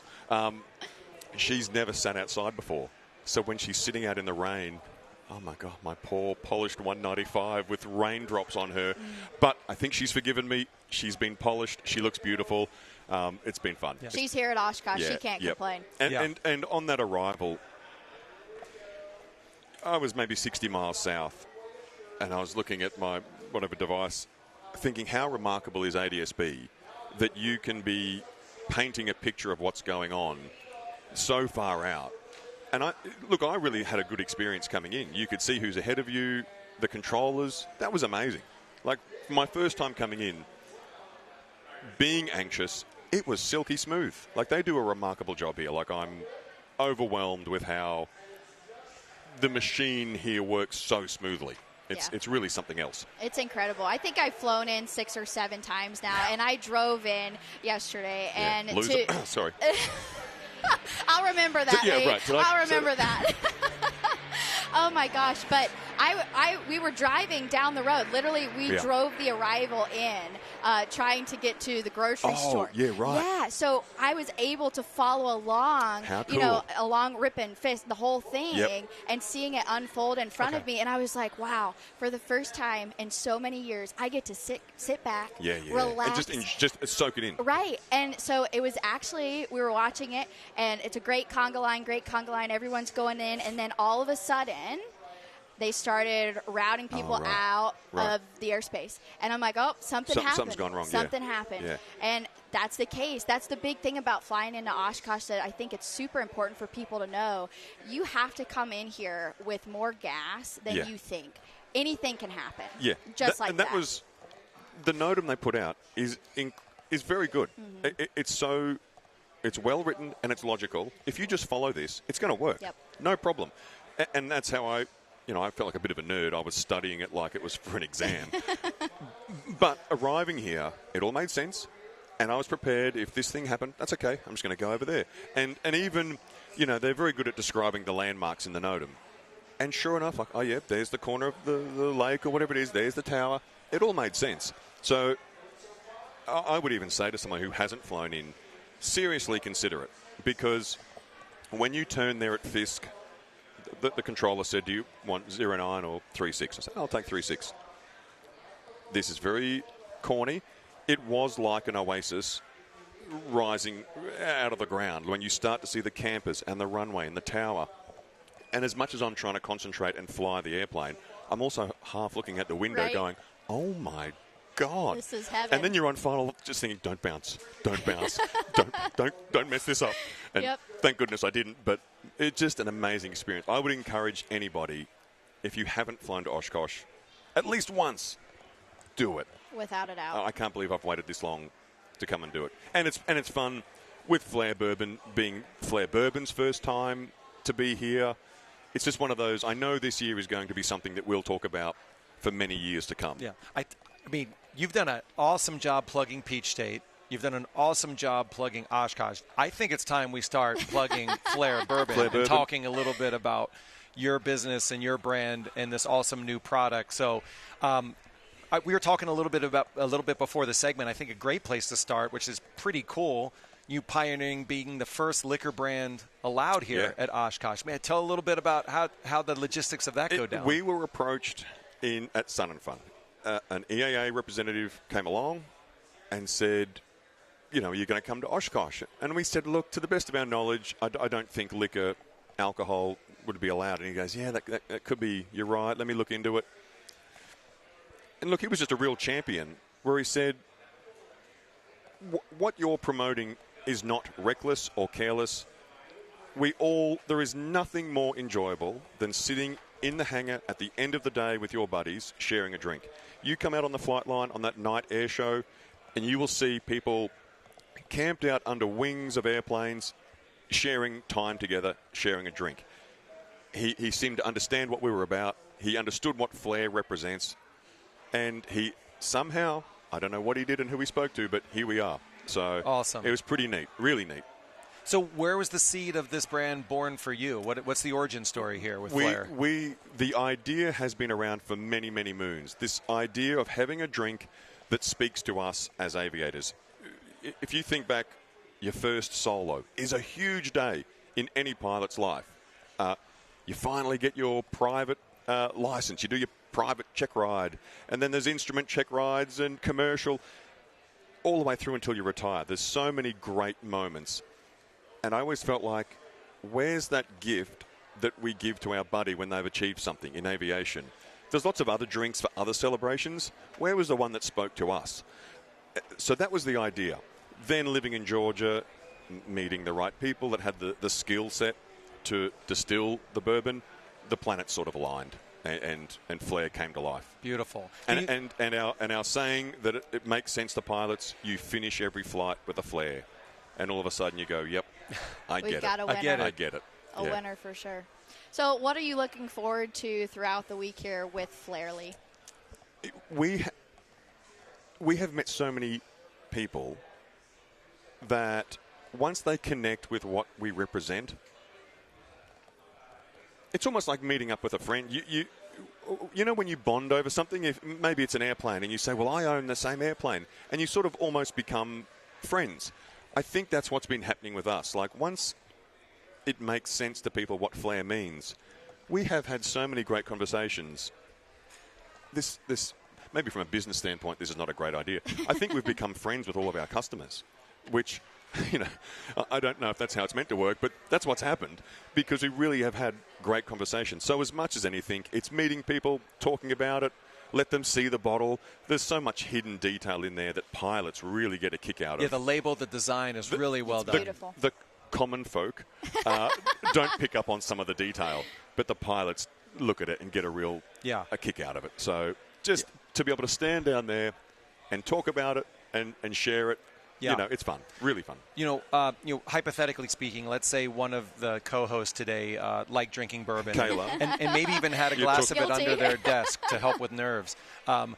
Maybe for the bourbon nerds, tell us a little bit about the profile of Flair, how it's aged, some of that good nerdy bourbon nerd stuff. I can tell you a few things. I can tell you some decisions we've made.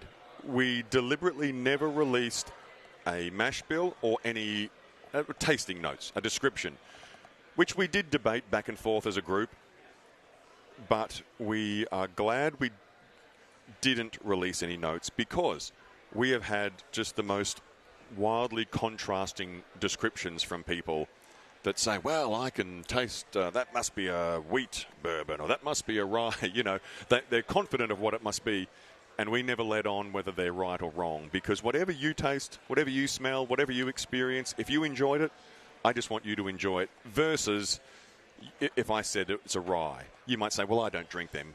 No, I'm not going to bother trying it. So you would have already made a decision before you tried it. So that was a decision we made, and we're glad we did that because I think it's allowed people to just have an open idea, open mindset, and try it. And if they like it, they like it. Yeah. And thankfully, we've had very nice feedback. It's like in the wine world, you'll be sitting there and someone's like, I'm getting hints of pencil and carrot. and I'm like, oh, yeah. Great. I mean, well, I'm like, grape juice. There's been some really funny, incredibly creative, descriptive words. But in my mind, I'm thinking, what did you just say? Like, what does it even taste like? How could you know what that tastes like to compare it to my bourbon? But hey, if they enjoy it, that's okay. And how long is that bourbon aged, Lee? So one of the problems we have, we keep running out. That's a good problem to have. Yeah. Running out of barrels? Yeah, that's the problem. We didn't make enough 4 years ago. It's 4-year-old bourbon. This current batch, so basically if people come to the booth, what they're doing is reserving a bottle from the next batch so that they can get their hands on it. We did something fun with this next batch.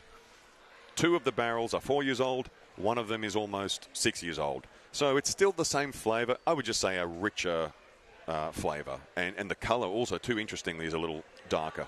But it's been, and I confess, I'm not the one that distills it. One of our other pilots is. And they are like mad scientists. Like they really sort of go down a rabbit hole of, well, the barrels have to be moved from the bottom to the top, and in 6 months we'll move them back. And I'm thinking, does that really make any difference? Yeah. But, you know, you just do what the boss says. So, awesome. You know, yeah, it's good fun. So where we are live, so there might be some people here who's hearing about it. If they want to come find you, where are you located here at Oshkosh? The booth number is 405, but I think the easy description is near the tower. We're near Snap-on Tools. Everyone seems to know where Snap-on Tools is. Got that right. Yeah. I've been busy in the back of their tent nicking all the 10-mil wrenches. We're opposite the EAA International tent near Boeing Plaza. But look for the big, shiny Cessna 195 and you'll find us. Lee with Flair Bourbon, thank you so much for stopping Thank you for by. having I us. look forward to getting a taste of it. Ah, yes, the sounds of Oshkosh all around. Lee, thanks so much for stopping by. guys. Really appreciate it. Appreciate it. Stay with us. More coming on Oshkosh Live, powered by Redbird Flight. All right. And we're rolling.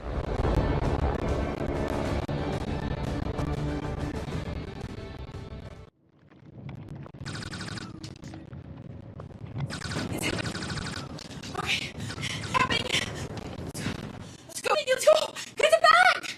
Get back! Get. What?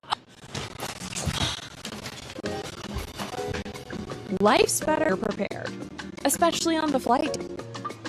Find a Redbird near you and fly like you've before.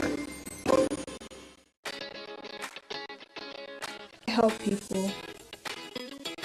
I create music. I shape the future. I'm an entrepreneur. I inspire people with more than words. The sky is not my limit. Find your at MTSU.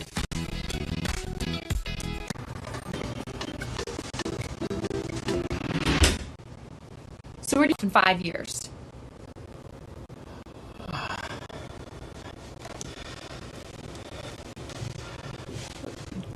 Trashed. Life's better when you're prepared. And on the flight deck. Find a Redbird near you and fly like you've been there before.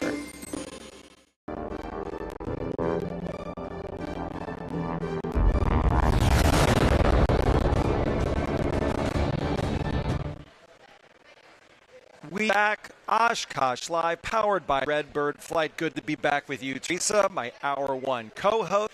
A lot of great stuff coming. It's still here, day 1. 3 more days of coverage to come. But first, we will throw you to a video of one of the very cool home-built aircraft chased here at Oshkosh. Check it out. Brian's going to tell us about his Sling TSI. First question for you is, why did you... You know, I've flown a lot of different airplanes, and the last airplane I had was a 210, and it was just more airplane that I really need. Finding the right fit of the mission, and reasonably fast, comfortable, efficient, and sensitive. You know, the 210 was like $1 an hour to fly it. A lot. And this is like, so I wanted to be a couple $100-hour-a-year pilot and break the bank, hit $20,000 a year, a fraction of that with this. Sure. So, I mean, it just hit the right boxes. And had you built? I have never built an airplane. So this is your first, I assume you worked on car. You know, I've done mechanics and things like that. I've never built an airplane. That's good. Well, to build. You know, it's one of I built. It's easy to build. Skin I mean, if it's up, you don't have it together right. Right. So putting it together was I only there, and you followed the instructions, but line the holes up, and it's like, oh, okay, I'll put it together, and we built it home. So we have cars and things like that, and I'd be outside, watch the door open, pulling rivets till night, and didn't bother the neighbors. No, didn't bother the neighbors at all. That's how long from start to finish did it take? We received the kit in July of 2020. I did first flight 4th of July last. Okay. So for years. Very nice, very nice, very nice. Take some time and point out some of the airplane. Sure.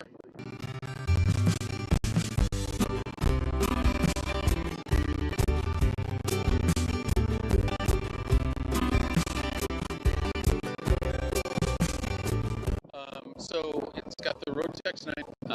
That was the engine that was available at the time. Right. It's got the Airmaster prop with the. Other than it's a standard Rotex engine, four-star cylinder gas if you need it to. Sure. A couple things that I've done on this. Out here on the leading edge of the wing, I've added USB ports. Oh, as well. wow. Okay. So the and bottom, and I've got on the bottom of the, as well as on the vertical stable, some plans to do mountain flying videos because I live in Colorado. I'm big on safety, and I was out there that I'd like to help promote more safer flying mountain passes and things like that. To look inside. Absolutely. So we've got X's, which is pretty common. The Garmin 650, and then the G5. One of the things that I did add also, because the Rotex engine, I added a plane. So, because sometimes you want to hunk them. And I also have the obligatory pattern over on the right-hand side. There you go. There you go. So passengers on their toes. Yep. This does have the on it, as well as the bearing grip, things like that. So there's some adjustments of that. Right. This particular got the back seat out because we needed the cargo space. Another thing that I also added on was oxygen concentrate. Right. The fun part about that configuration is it's not meant to be mounted because there's a physical button off of it. Sure. That was there's a device that on and off. Okay. So I can off with my phone. From up. So if I'm out flying and I need oxygen, I can in the front seat grab the cannulas. I have the center console. Sure. Get all. I don't have to worry about landing and adding. So you fly with two people rather than both? Yeah. It's with all the missions we fly. It's very rare that I have more than one other passenger. During the 210s, like I've flown with more than 3 people. I carry around all that airplane. Yeah, it's really very nice. Well, thanks very much. The look inside, it's a plane, and I see you're going to get it judged. So good luck on that. Thanks. Welcome back, and hope you enjoyed that video. That was a live from yesterday, and we are excited to introduce you to our nest.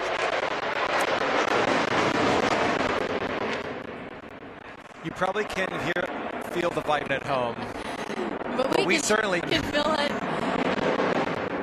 and it's exciting. That is just one of the best sounds of Oshkosh. And so anyways, excited to introduce our next guest. This is David Lowry.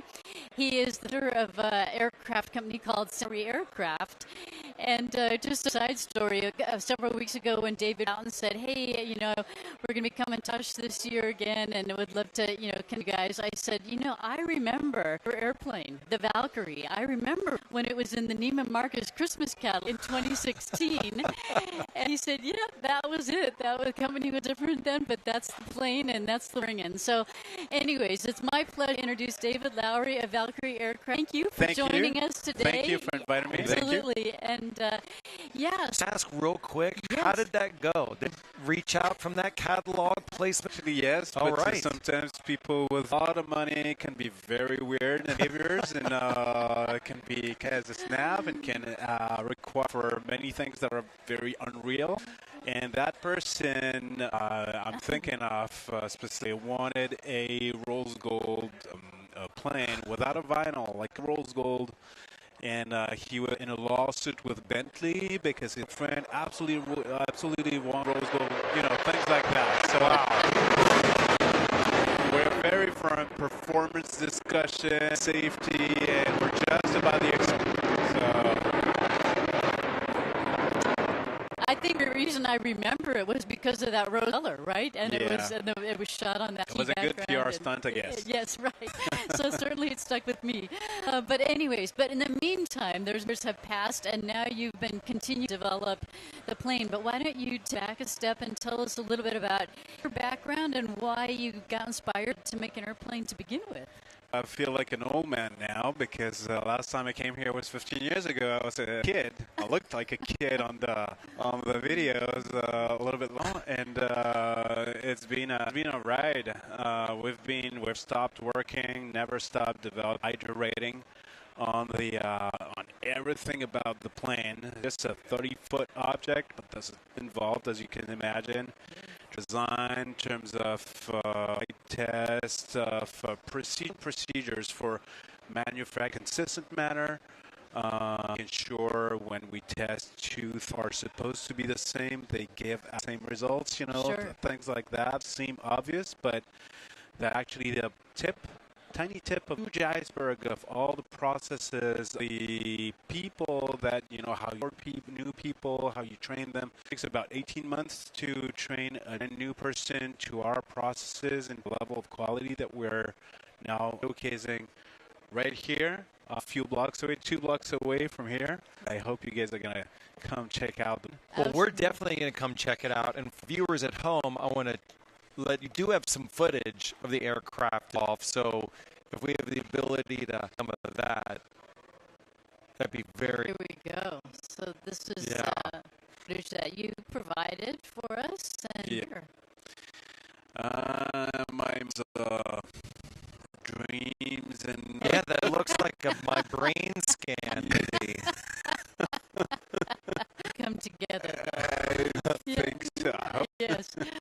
So, while we're waiting for the realize, anyway, yeah. Is it at the proper speed? I haven't even looked. But as at far as before and after, yeah. very good. Yeah, how do you call that? 3D view? Yeah. Yeah, 3D of the plane, a few performance parameters, and actual footage of flight ops. That's where we conducted the last 2 years, all the flights we've done, Hollister. So you can see here. Yeah. You have flying right now. So we have total. Okay. Yeah. Yeah. So any flights or flight hours? Flights. Yes. That's once a week. A lot, but it is a lot when you go from nothing and you just take it out of the sky bit by bit. In about 100 weeks. Right. To get to that, we had no drama. We've had no big surprise. But no real things. But not a single inch record. And out of the quality, flying quality, full pushrod bell cranks. So you fly and it's a canard directly. Yes. Very responsive. You don't have conventional configurations. What a design? Because it's an unusual. It's very interesting, and kind of the behind that.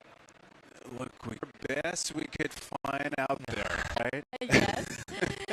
and home-built airplanes with canard wings. And yes. So there's some Velocity Cozy, there's some F-18-16, there's some Maserati, there's some Bentley, anything we could find with Maserati to redesign. It was went there in Modena, first business trip that we could imagine.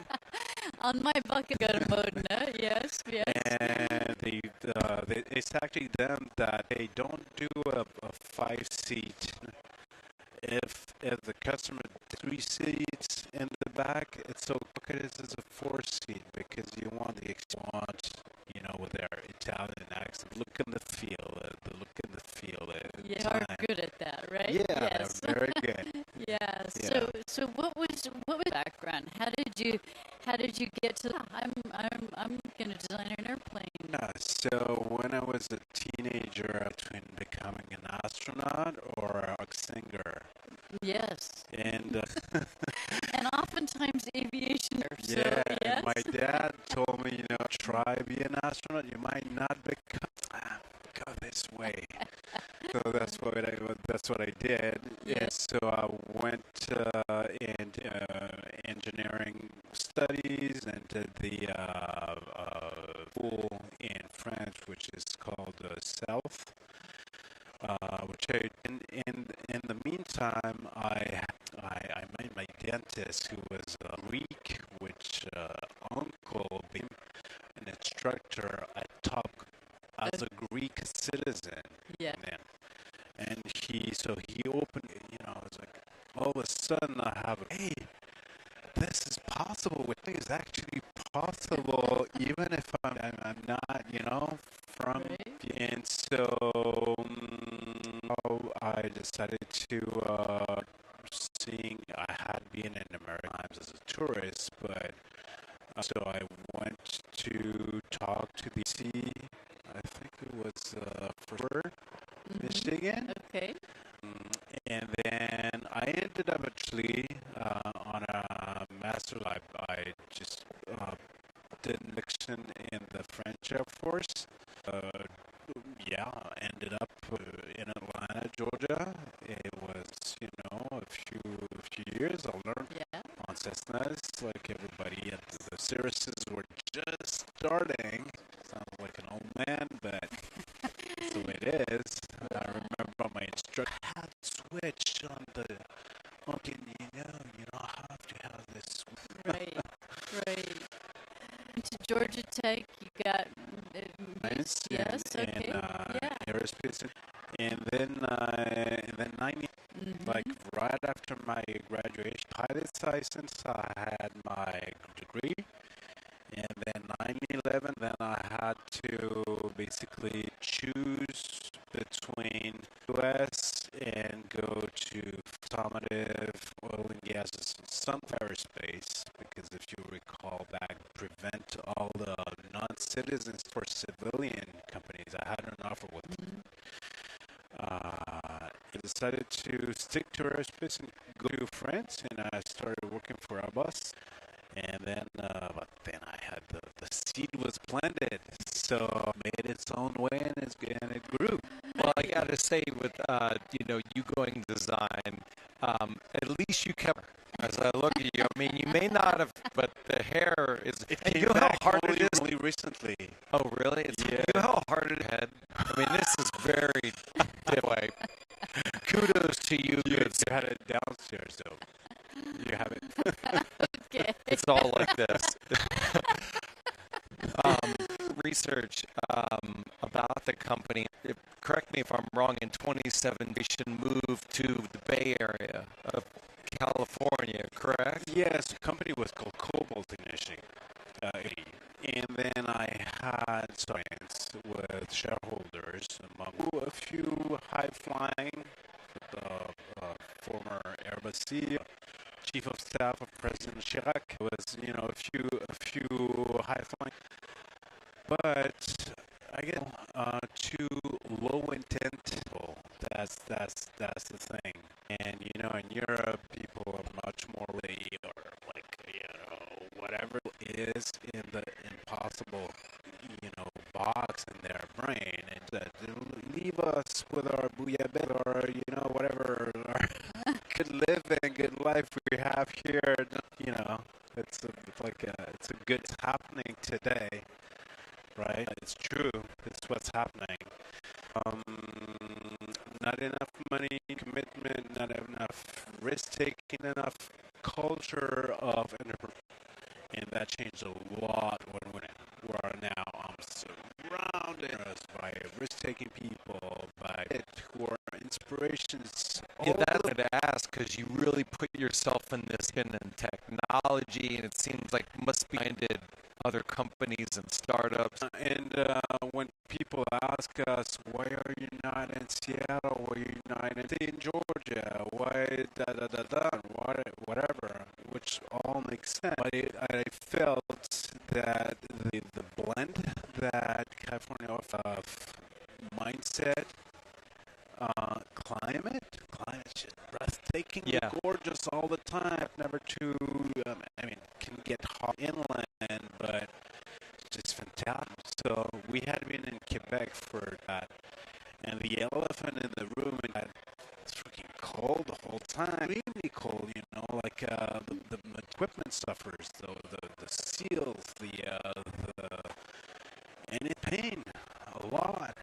I am flying all the time, and it's like 70 of the time. Right. So all the actually a break to our in flight test, and we needed, and especially at the beginning, risk is concentrated, trying to mitigate the risk, as you do, you like take that off, so that you concentrate like this on that one specific you want to test that day. Have all the elements, all the people, everything that's, and more breaking power point. Innovation gets stuck.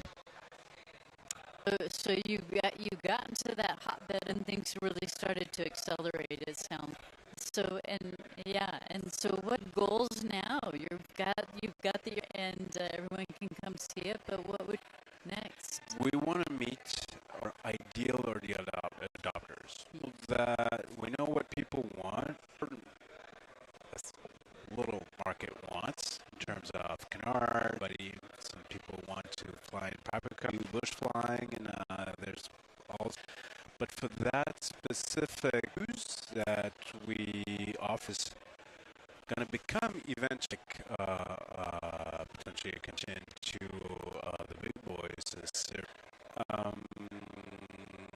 Obviously, we're a less mature company, smaller company. We're small in California. We are made, American designed. I think it's important to say. And we're going anywhere anymore. We've been actually to France, Serbia, Canada, then California. We'll be 11 years straight.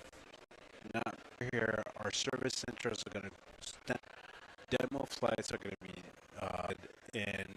right now in Holland, now Byron, Bakersfield, places in California, and then bit by bit, but we're starting in a place where the flying conditions are good. ATC is just fantastic compared to all professionalism, overall professionalism of all, just to the level that is required by our immature, if you will. We've been around for 15, all compared to 100 years, but we have also all the modern, we start to use AI, have, anything new, any worker gets trained on CAD, so that we avoid that, you have a big manual, you have to, when you actually don't really do it, so that we reduce the friction internally. So now we want externally, and how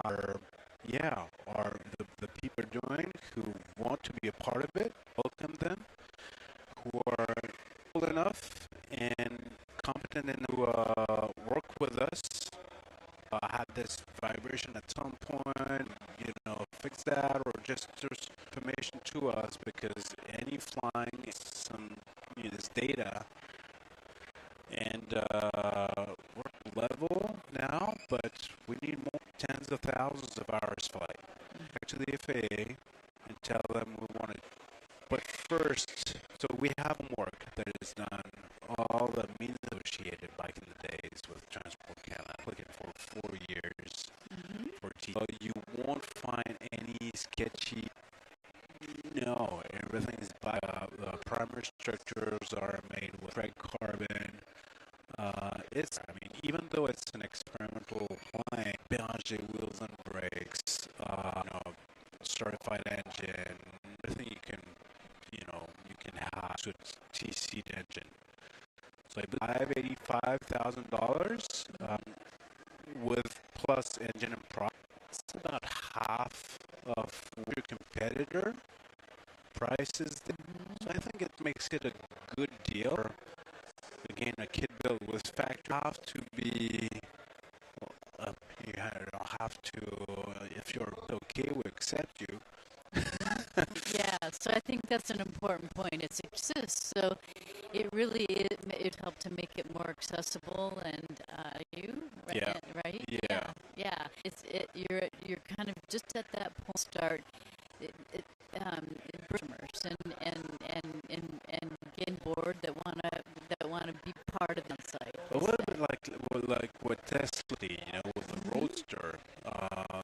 They're in the know because we don't communicate booth, so we don't have our brand everywhere. You have to kind of be already, what do you call that, seeking for new stuff.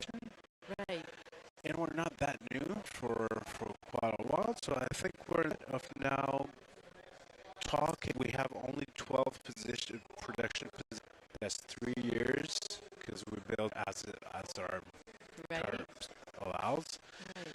So we're definitely 2 planes a day that service outputs, right?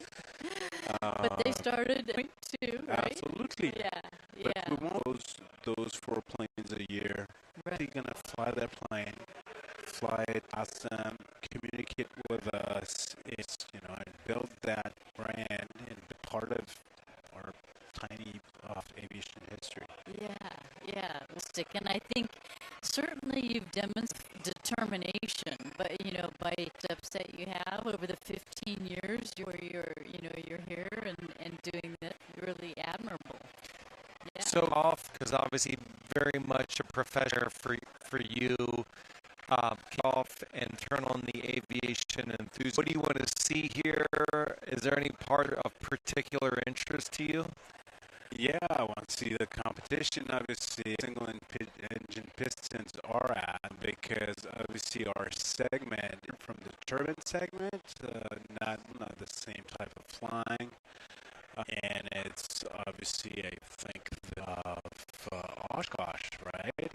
The target. That's why we came out of going to other, but that are well known, and either here's the place to be for people for. Let's talk a little bit about the airplane. We saw the specifications were on the video of some of the loads, some of that kind of stuff. How? So we're bid for 22 turbo. I mean, we have 2 IO 550 or TSI 550. One is obviously more powerful, but and a little more complex, and so it requires more heat management. But weight right now is 200 pounds max. Go down, and that's for retractable. You're gonna see our gear. It's it's gorgeous gear. I think we have the because compared to other single. Sounds complex, but it's beefy. It's awesome. So all that equipment and what it brings, it's definitely the best cargo volume. Maybe not or to some other in the nose and cabin in the cargo area, because you have no little thin like a shoe or something like that. It's massive, and it feels a lot of room. first place. Everything was designed for the obviously the performance, everything. We want as much speed as we can, a full useful load for top-notch safety. So we're doing our best as iterating plane after plane. Wage changes, for instance, the plane, you can't just take and then, with that. So we go as we move forward with factorial certain numbers, and we can those all the adapters that we think up to date with the latest. We can do business deals and all sorts. But the experience inside the plane just breathtaking. So I invite you to our booth at some point, 439, booth 439. 439. Come on over. We have VR headsets where you can, so you won't be able to, it's being filmed. You can live a pattern flight with us in Hollister, and that's great. You can, finishing of the prototype with flying is not the best, but so you can see what it feels like to Jen, and you're gonna see it's very straightforward. Well, that is David of Centauri Aircraft. Super wishing you continued success. Thank you so much for spending a few minutes with us here. Oshkosh Live, powered by Redbird. We're getting ready to hand over the next block. Russ Niles, one of our great contributor group. I want to encourage you to stick around. Walk-arounds of aircraft here you're going to love. And I also want to give a big shout out to Femco, who have been sponsoring. And as many of you may know, they sponsor of I Laughed. From that, the very successful podcast has been producing, I think, is above now. Check that out. So awesome content to come here on Live, powered by Redbird.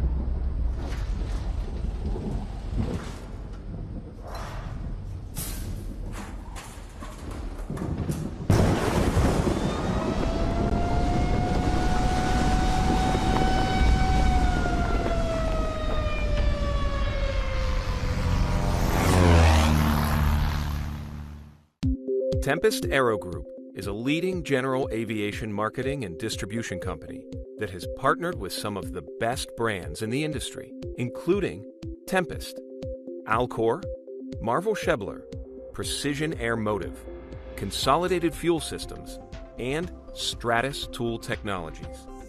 These brands represent high-quality aviation components and tools for OEM and aftermarket applications.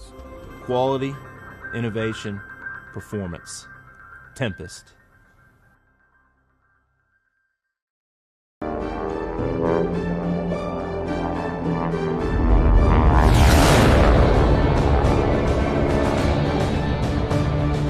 Hello, everyone. Welcome live to Oshkosh AirVenture 2025. I'm Russ Niles, Editor-in-Chief of AvWeb, and we do a lot of news. And some news has been made here today already. Epic has announced the certification of its new AX variant, the modernized next-gen version. And weather is great, but of all the news stories that we're covering this week, probably the most important is the Mosaic announcement that's expected on Tuesday. We have Ryan Johnson here. Ryan has been instrumental in guiding this fantastic new age of aviation in through the regulatory process. But first, he works for Vans Aircraft, and they had an announcement of their own today. So tell us a little bit about what happened with Vans this morning. Everyone knows we've been working on the RV-15. That's been going on for the last few years. And this last year, we've seen the final refinements come into place. And this morning, we started selling the wing kit, so the first of numerous kits that will be rolling out over the next year. It's a phased production. But yes, at 12:30 today, you can go over to the booth and get in line, buy a wing kit. Very exciting news. We believe it's bringing what means to be an RV to aviation to high wings. So excited to see that airplane roll out and users to start to enjoy the same thing we've been enjoying as test pilots for the last couple of years. Now, it's particularly significant when you consider where Vans was at this time last year. Right. If you're watching this program, you know all about the Vans story. But to recap, they've filed for Chapter 11 a couple of years ago and have been working through that process and are now out of bankruptcy and trying to be a profitable company again and succeeding by all accounts. And this is really the first new item that has come up since Vans entered recovery. So tell us a little bit about what it's been like for the last year and a half or so, and what the commitment of all of the employees and staff at Vans has meant to getting this, and the customers, getting this very, very important company back in business and back serving customers and building airplanes. The first credit goes to Van himself for backing the company, and the customers for staying with us. But yeah, employees working around the clock, lots of overtime, weekends. We've worked through those issues to begin with, but this last year we've really been able to work on some new things, things that are bringing the company forward, better organization, better operations, better customer experience overall. And of course, Van and I have been able to go back and work in the engineering department full-time on the RV-15. And we're seeing just the pace pick up there, and of course that airplane come out of the gate. Well, we should probably tell people a little bit about the RV-15, what it brings to the table, and what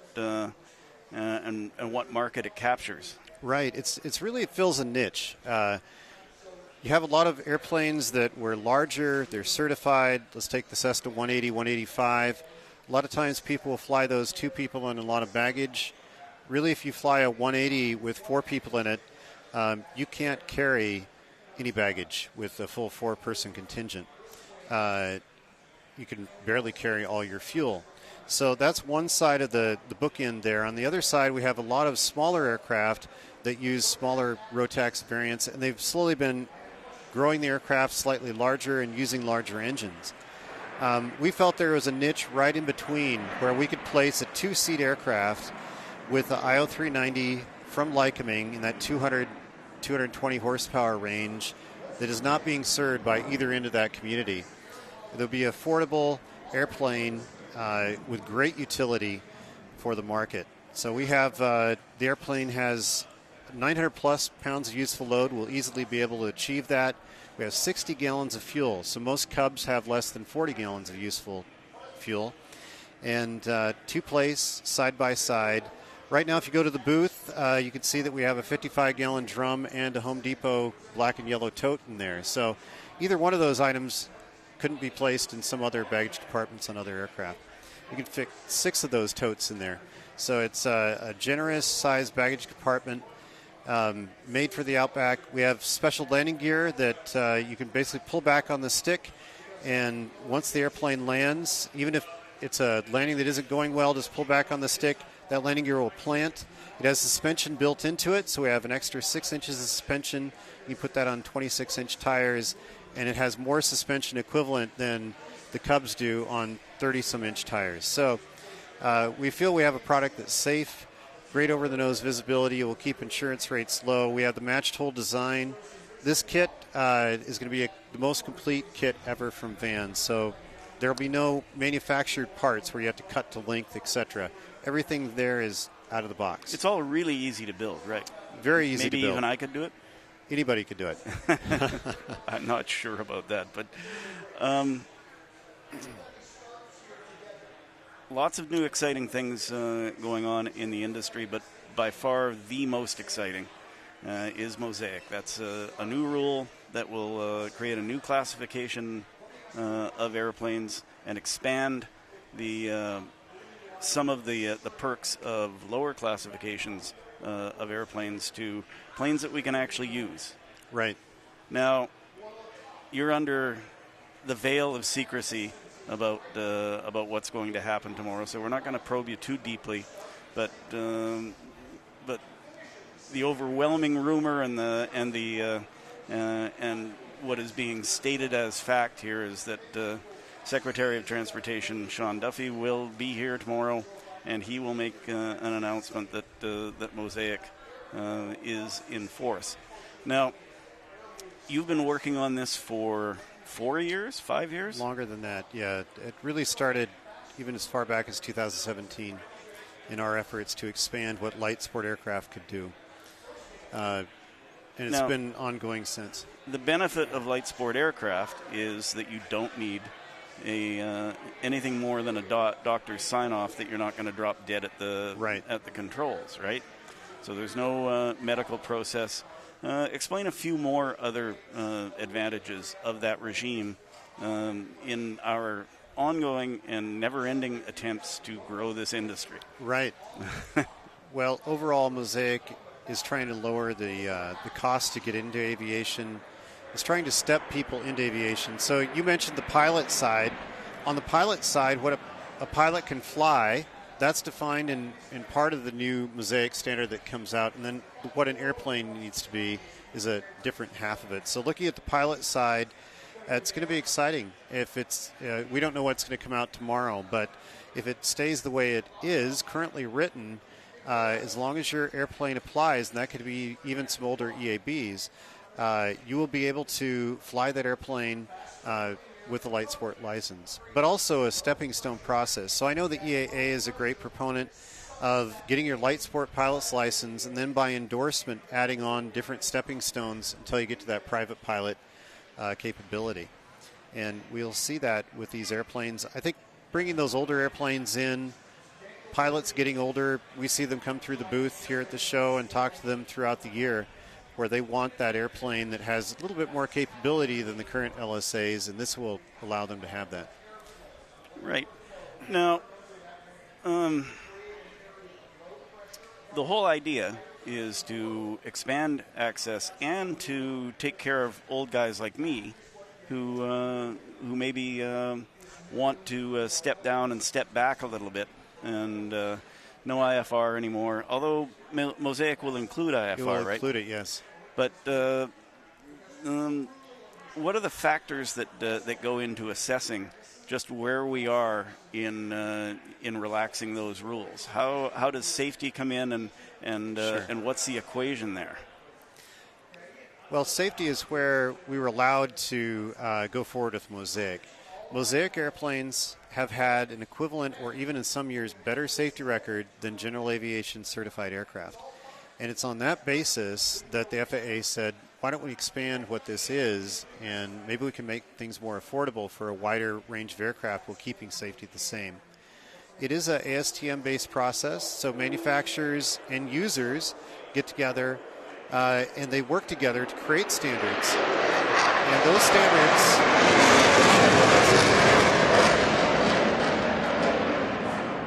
those standards are used to set the level of safety. As a final checkoff, we submit those standards to the FAA, and they agree that they're at the level or the bar that they need to be.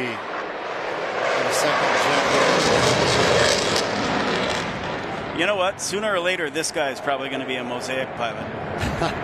Eventually, yes. So we have the level of safety there. That's been established. And we feel that it's a great space. We look forward to what's going to happen for the aircraft side, what an aircraft could be. There's additional levels of safety that we're bringing under Mosaic where we could really increase safety. For example, we're currently writing the standards for twin-engine aircraft. Can we raise that bar to be more realistic on what would make a safe airplane? You know, when one engine goes out in your twin-engine aircraft, do you want it to go down right underneath you, or would you rather have a higher bar of safety? We know that there's safety metrics that come into play there. So there's a number of areas where we've seen safety issues throughout the industry, and we're addressing those as we write these standards moving forward. We expect to see what's called an effectivity date on Mosaic. So you'll see the rule come out. What a pilot can fly will go into place much sooner than the aircraft side. So that'll capture the existing airplanes. Airplanes. So the benefit of being able to fly as a light sport pilot, that will come relatively soon. We could see an effectivity date of up to 365 days or 1 year from now until you can build a Mosaic aircraft under the expanded category. The reason for that is we're still finalizing the standards. We've been in something called ex parte with the government. They can't talk to us. They've been writing this rule behind closed doors. And once this rule comes out, hopefully tomorrow, we'll know what the rule is, and we'll be able to talk back and forth on what these standards will be. Their standards are created in a balloted process. So we write the standard, we send it out to ballot, people vote on it. That takes time. So that year is kind of the outside window of how much time it would take for these standards to put in place through the balloted process. Okay, so is a rule required? Like, will there be a rule-making process to create Mosaic, or is it just the ASTM thing? We're almost through the rule-making process side of it. So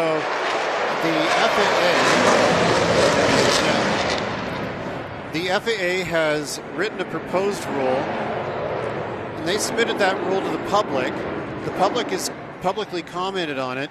The FAA has to go back and review all of those comments, change the rule, and now we're waiting for the final rule to come out. Once the final rule is in place, then ASTM is writing a means of compliance to that rule. So the actual design standards that you have to meet as a manufacturer to make an airplane that complies with that rule. So what's the impact on the OEMs?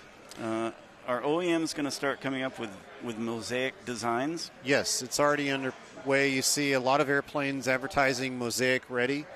So, yes, airplanes... Even though they didn't know what the rule was. That's correct. But we've been writing it behind closed doors and kind of anticipating what we think it will be. So, yes, there's various smoke signals being sent back and forth, and we're working through the process. Nitty-gritty detail is... I mean, nothing this complex ever gets done without some wrangling. And and it came down to some short strokes around stall speed, weights. Which we don't know what it'll be yet. But the general push was to increase stall speed to capture more airplanes, right? And all I can say is I believe that the FAA's been great at listening during this process, and I think we're going to be happy with what comes out when the rule finally does come out. Well, it was the stall speed arguments were loud and clear. Yes, and they were unanimous to increase the stall speed. And we're talking in the mid-50s, right? Yeah, I believe we'll see an increase. Yes, and that captures a whole bunch of legacy airplanes that are in those 50s range and are very popular among The great thing about the FAA side of this is we have real FAA members that fly airplanes in this category.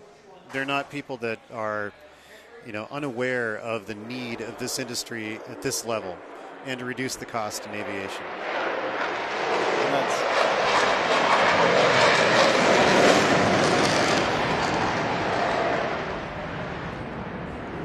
As we gap for the F-35, it strikes me that the guy flying that airplane started out likely in Cessnas and maybe even light sport.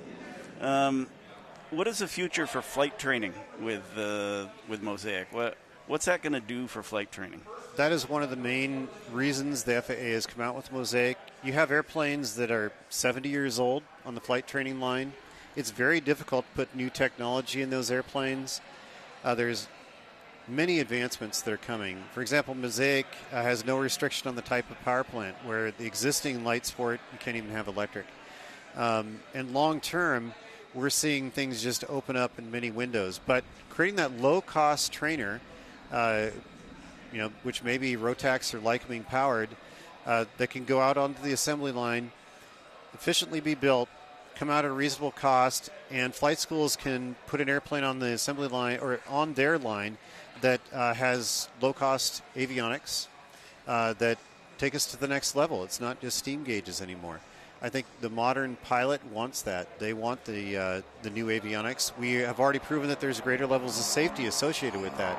So we're excited to see lower-cost airplanes go to flight schools through this process. With few exceptions, the major OEMs haven't come out with new designs at this end of the market for at least 40 years, right?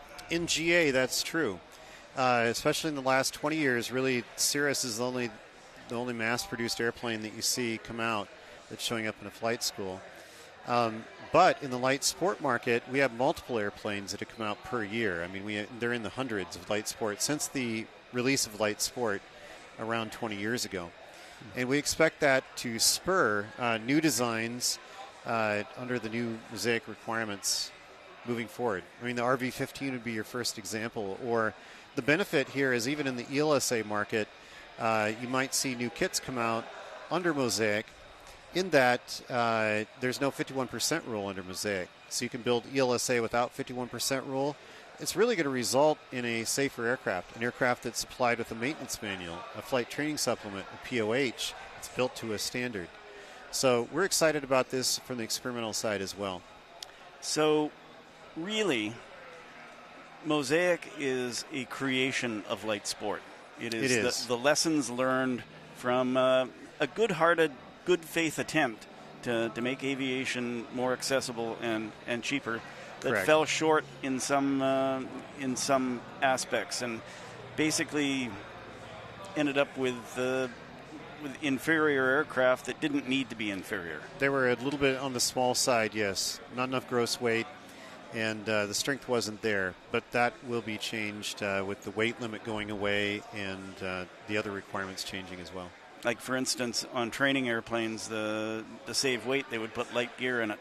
Exactly. And now a 172 will be accepted. So, right. Which is their most safe trainer of all time. Do you think any designs that went away in the past 40 years will come back because of Mosaic? Historical designs, they might. I really am looking forward to what's next, the next generation of airplanes. I know I have things on the drawing board that I'm excited to see come out under Mosaic. You're really seeing engines with turbochargers more often, the 916s out there now. That has a lot of opportunity. We'll see airplanes that they'll have that low stall speed but have a much higher top end. And under these standards, that can be accomplished safely. And IFR capability, as you mentioned as well. So, and maybe carrying 3 passengers? You're allowed 4 under the way the rule's currently written now, but not as a light sport pilot. But as a private pilot, you could fly a light sport aircraft with up to 4 on board. So, greater commercial use of the airplane as well. So that's another aspect that will make the airplane more viable, especially if you're in a flight school and you can use it in multiple ways. Okay, well, we're all looking forward to Mosaic, and we're looking forward to the breath of fresh air. industry is a little stale. We're over the electronic revolution. Right. We need something new, don't we? We do. And I encourage people to become part of the process. I know we're running out of our time here, but both manufacturers and also users, when you write the ASTM rules, there has to be a 50% split between manufacturers and users. So we have a number of just interested pilots that come and they have a vote on what the future of Mosaic will be, along with government entities as well. So we're all there working together. We need the help to write these standards. If we have more help, we'll be able to do it in a shorter time than 365 days. Yeah, I think a lot of people don't realize that that ASTM is very much an inclusive process. And, it is. And it's much more robust because of it. And that anybody can join. Yes. Okay. We encourage it. So, do we have any idea what time all of this is going to happen tomorrow? Midday sometime, I would expect. Not exactly sure. Any announcement would come from EAA if there will be one. So we'll just wait. There's no sure guarantee that there will be an announcement. So we'll just wait for EAA to give us the information on that. So where does the RV-15 fit into? I'm assuming it's Mosaic. Correct. Yeah, capable and. Yeah, the stall speed's definitely there. No matter what the stall speed comes out as, it's we're under 45 knots at gross weight with the flaps up. So flaps down, but even flaps up, we're under the requirements they're naming for Mosaic. Okay. So we definitely fit within the boundary on the 15. We're excited to see that airplane eventually get into flight schools, as well as the backcountry mission, which we release it, initially. We've view that airplane has a long legacy in aviation. Well, thanks so much for joining us today, Ryan. We're going to throw to our cool plane of the day. We brought that feature back. It was very popular last year. And today's airplane is one of the coolest I've ever seen. It's a 1929 Fairchild, but the guys that fly it hop in it and fly it anywhere. It's not a museum piece. It's meant to be flown, and it is absolutely beautiful. So with that, here's your cool plane of the day.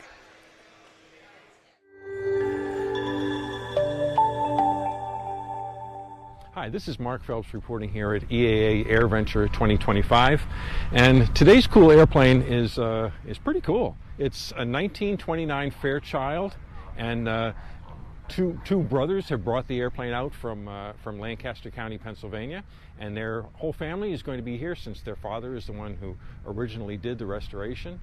They're going to tell us all about it, a little bit of its history, and a little bit of how this restoration came about.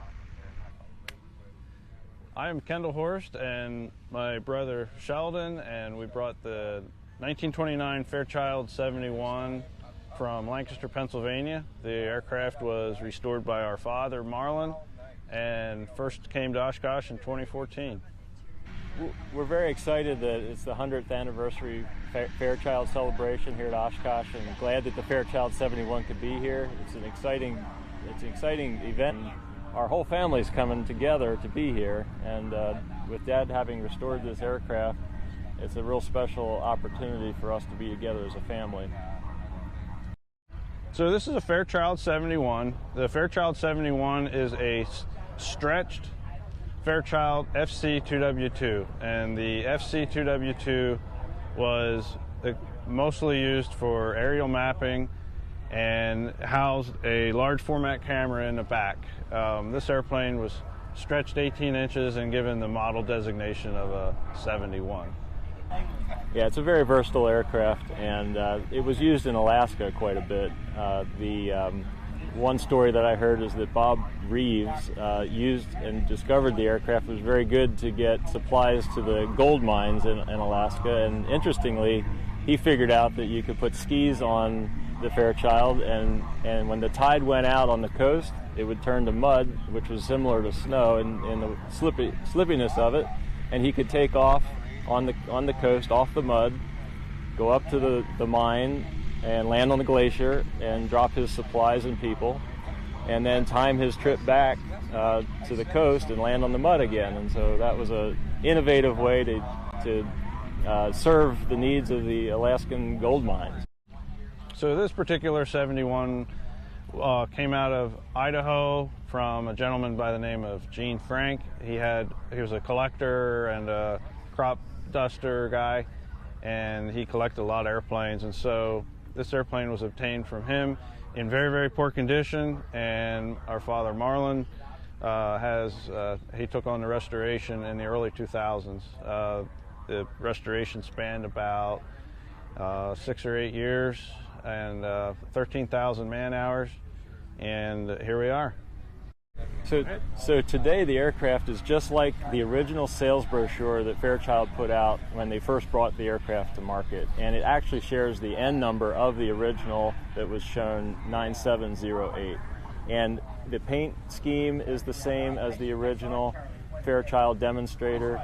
The only real functional difference is that the Pratt & Whitney radial engine was updated to a 985, whereas the original one would have been greaser with greased rocker arms, and the wheels are BT13 wheels with red line brakes, so there's more a nice maintainable and highly functional brake system and wheel system, and a very reliable 985, which makes the airplane really a brand new airplane, but yet just like the original in all practical aspects, and makes it really the fact that we have a brand new Fairchild, really.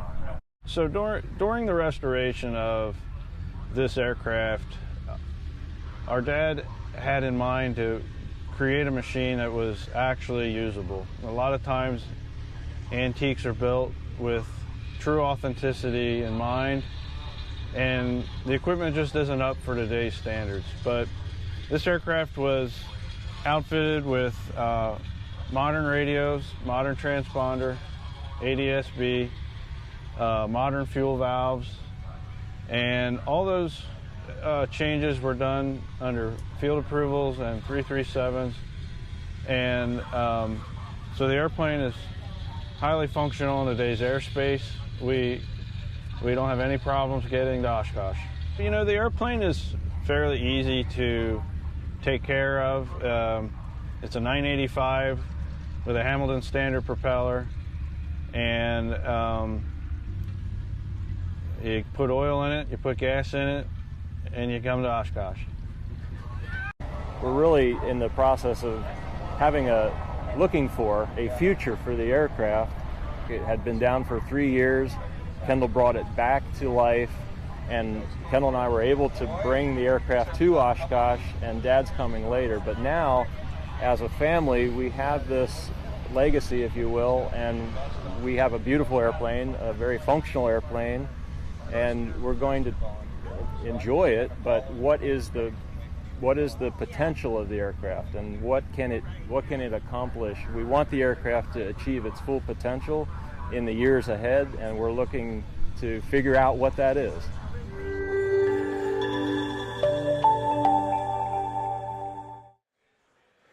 Hey, thanks for watching, everyone. It's a beautiful day here at Oshkosh. My friend Ryan Ewing from Airline Geeks is up with a familiar face in aviation media. Pete Muntean from CNN is his guest, and we're going to find out what it's like behind the cameras at that gigantic network when they cover aviation. Thanks very much for watching, and this is Russ Niles for AvWeb. We'll see you tomorrow.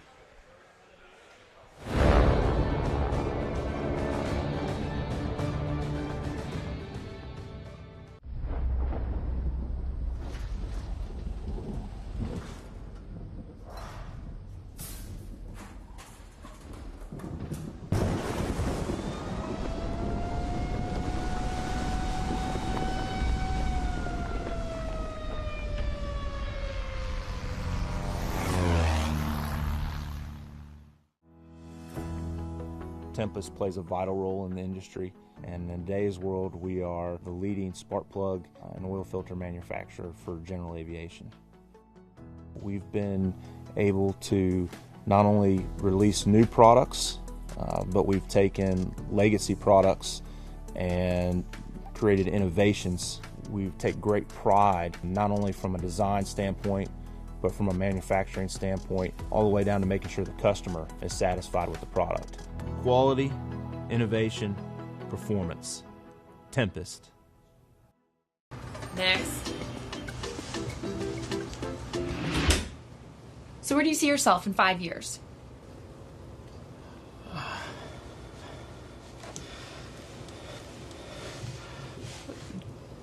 Trashed. Life's better when you're prepared, especially on the flight deck. Find a Redbird near you and fly like you've been there before. I help people. I create music. I shape the future. I am an entrepreneur. I inspire people with more than words.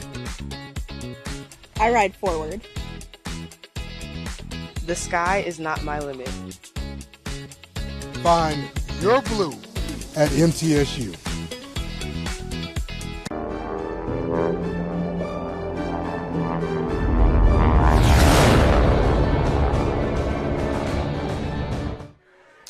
All right, welcome back to Oshkosh Live. I'm Ryan. This is Sean.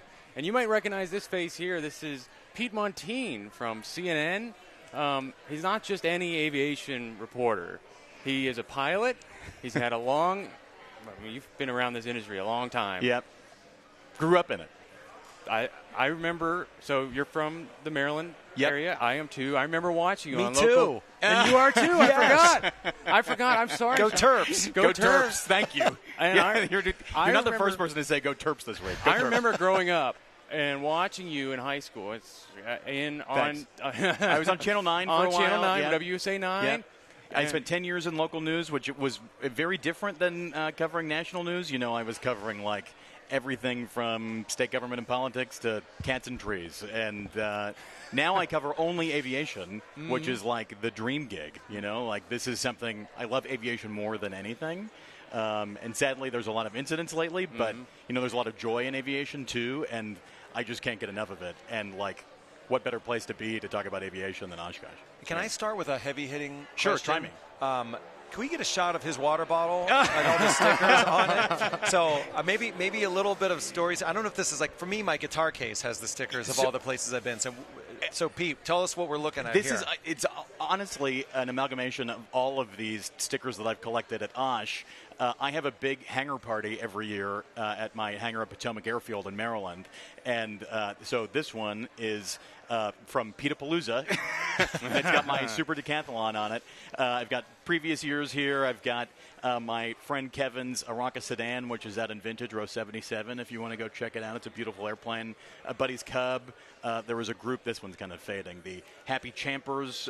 So it's kind of like, you know, the Osh badges of honor. Love it. And I sort of just end up putting them all in the water bottle. And it rolls around on the floor in the airplane sometimes. And you just, you know, got to be hydrated here. Yes. It's important. Especially for if you imbibe in any after-hours fun at Osh. Oh, yeah. There's none of that. Yeah, none of that. Absolutely not. So, you know, Pete, you've been a pilot for how long? Let's see. I became a pilot. The joke when I was growing up is I was like flying in utero, and I took my first flight when I was 2 weeks old. Both of my parents were pilots.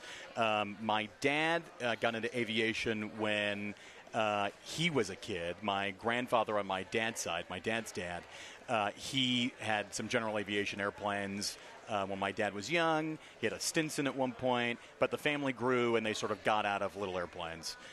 So later in life, when he met my mom, they were very into sailing. He was working for a company that had an airplane, and it was a sales company, and their territory was the Delmarva area, so Maryland, Delaware, and Virginia, and D.C., and that's an area that has hellacious traffic, and so they were sort of flying around some to do sales calls. So my dad got his pilot's license because he was exposed to it. My mom also got exposed to it through that. She got her pilot's license. My parents took ground school at the same time. And so I sort of was born into flying. I'm really fortunate and lucky in that way. I very much sort of recognize my privilege in that regard. And so to answer your question, I grew up around aviation. My mom had a flight school. She was an air show pilot. And I became a pilot around the time I was 18. I got my private certificate in 2007. And then I got my instrument not long after that. I got my commercial. Sort of the gaps in my flying sort of reflect the gaps in my checkbook. So when I wasn't making a lot of money in local news, I wasn't flying as much. But then, more recently, I got my CFI, so I'm instructing. I'm a double I, so I can teach instruments. I have a multi-commercial. So I love flying more than anything. It's hard to sort of take me away from it. But so I've been flying essentially since I was a teen. And my parents had a Piper Lance. That was the family airplane. And I grew up sort of sitting on phone books. I kind of joke I was an instrument pilot before I was a VFR pilot because I could only see the instruments as a little kid, couldn't see over the top of the panel. So, wow, that's fun. It was a really great way to grow up. So your mom was, say that again, she was what kind of pilot was she? She was an air show pilot. That's what I remember. So my mom, her name was Nancy Lynn, and so she was an aerobatic flight instructor and an aerobatic competitor. I fly in aerobatic competitions now. And she traveled the country as an air show pilot, and I announced for her. So we were the only mother-son team in the industry, which is a really cool way to grow up. That's actually how I got interested in broadcasting, because we'd always get a lot of media coverage at different air shows. And so she was flying in an air show when I was a teen and crashed, and then died later that night. And so when I thought then I was going to a community college, and I thought I was going to sort of run away and join the circus and do the air show thing with my mom forever, which was a bit short-sighted at the time, now I realize. But it sort of launched me into journalism more than anything. And I knew I was interested sort of in the communications field because of the air show work. And then I got connected with Miles O'Brien at CNN, who was a longtime CNNer. And he called me not long after my mom died and said, "You're going to be my summer intern." And so I moved to CNN Center in Atlanta and had a great experience there. I sort of found, I feel like, my aviation was my people, and I found my other people sort of in journalism, and had an amazing experience. And all I have done in my career was try and emulate Miles' career. And he's still a contributor for CNN, and sometimes we're in double boxes on CNN when a big thing happens, which I find to be, it's pretty surreal to sort of share the screen with your mentor. He's a great, and Miles is also a great pilot, too. That's great. So, yeah. That's great. So, what kind of airplane are you flying these days? I have a Super Decathlon, which is a two-seat aerobatic plane. If you're not familiar with the big fleet of 10,000 airplanes here at Oshkosh, they all have starburst paint schemes. It's covered in fabric. Goes about 130 miles an hour, so it's a decent cross-country airplane. Seats two, so I can bring my fiance with me. We can go to aerobatic competitions. We can bring a little bit of bags.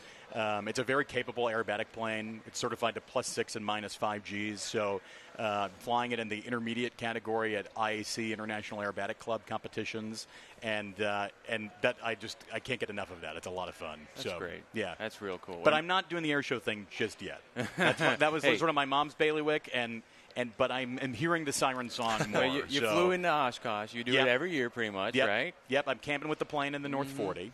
Got Starlink over there to stay on top of stuff. We had to get it for we didn't buy one ahead of this. We should have. We got one over our campsite. I tell you, it's a game changer. I think I have a buddy who has also a Decathlon, and the airplane has a bit of a skylight. Yeah, you can. And so he puts his Starlink on the ceiling and gets Wi-Fi the entire flight.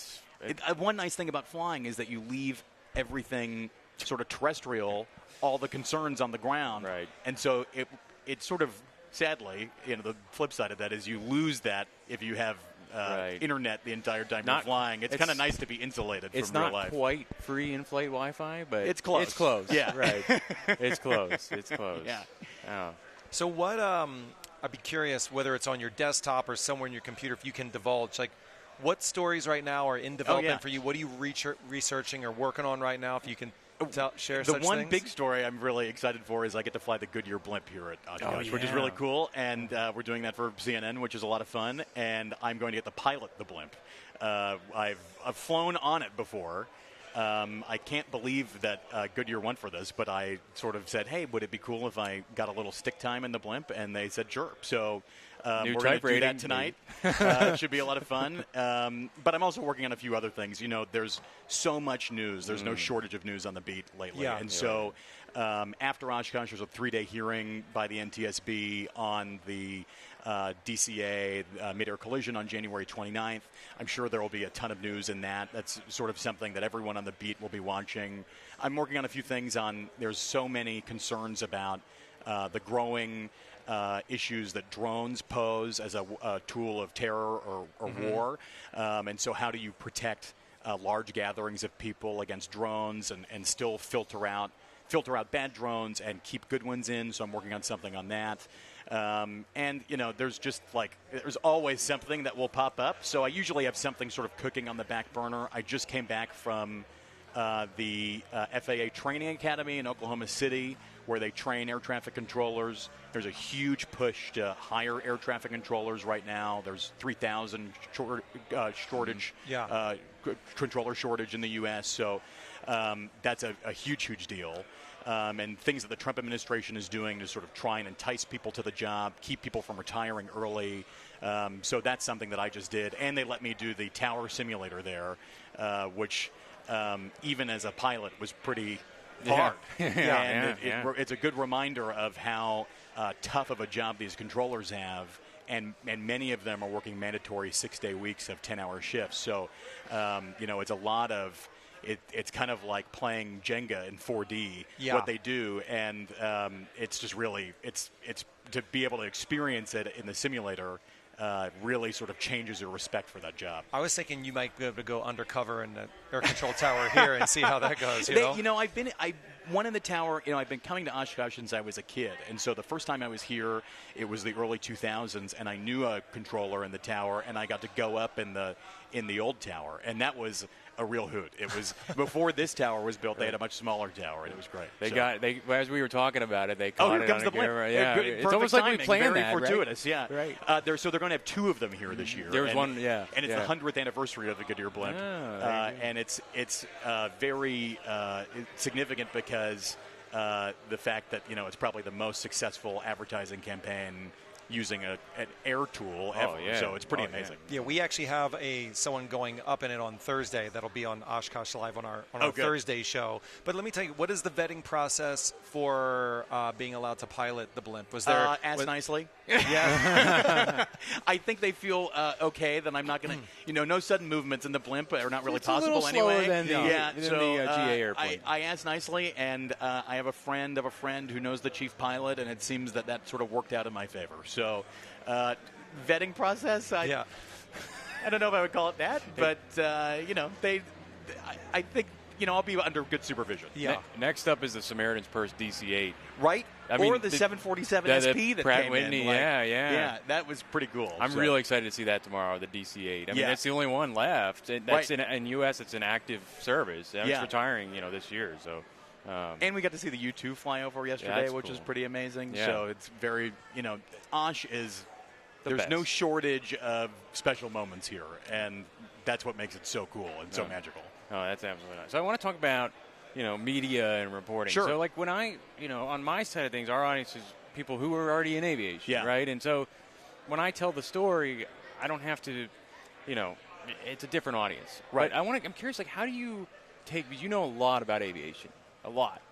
And how do you take that and communicate it to more of a mainstream audience? It's a challenge. It's easy when I'm out covering a story for other pilots I'm speaking to. If they know my background, they switch into aviation language. Right. And aviation truly is another language. It is. If you look at the pilot controller glossary, which is, like the dictionary for pilots, there are 3,000 terms and about 2,000 of them are acronyms. Yeah. So it's really important, I think, to sort of, I treat it almost like I'm teaching a brand new flying student. And I've taken students from 0 to first solo to their license. I just try to sort of take people from the unknown to the known and speak to them like a normal person. And it really, it can be really tricky to sort of break things down. And the real, rub with that is you don't want to break it down too much to the point that it's inaccurate. You don't want to make it overly simple. And there's a lot of nuance in aviation. And so I really just try to sort of meet people where they're at. And that takes some practice. And but I do really think of it like a flying lesson. Like I'm just taking somebody from nothing from zero to hero. So it's a lot of fun. Yeah. Is there any story, or is there a story that comes to mind? One of the things I wanted to ask you was, especially in this universe, how difficult some of these stories must be from just a human POV. Oh, yeah.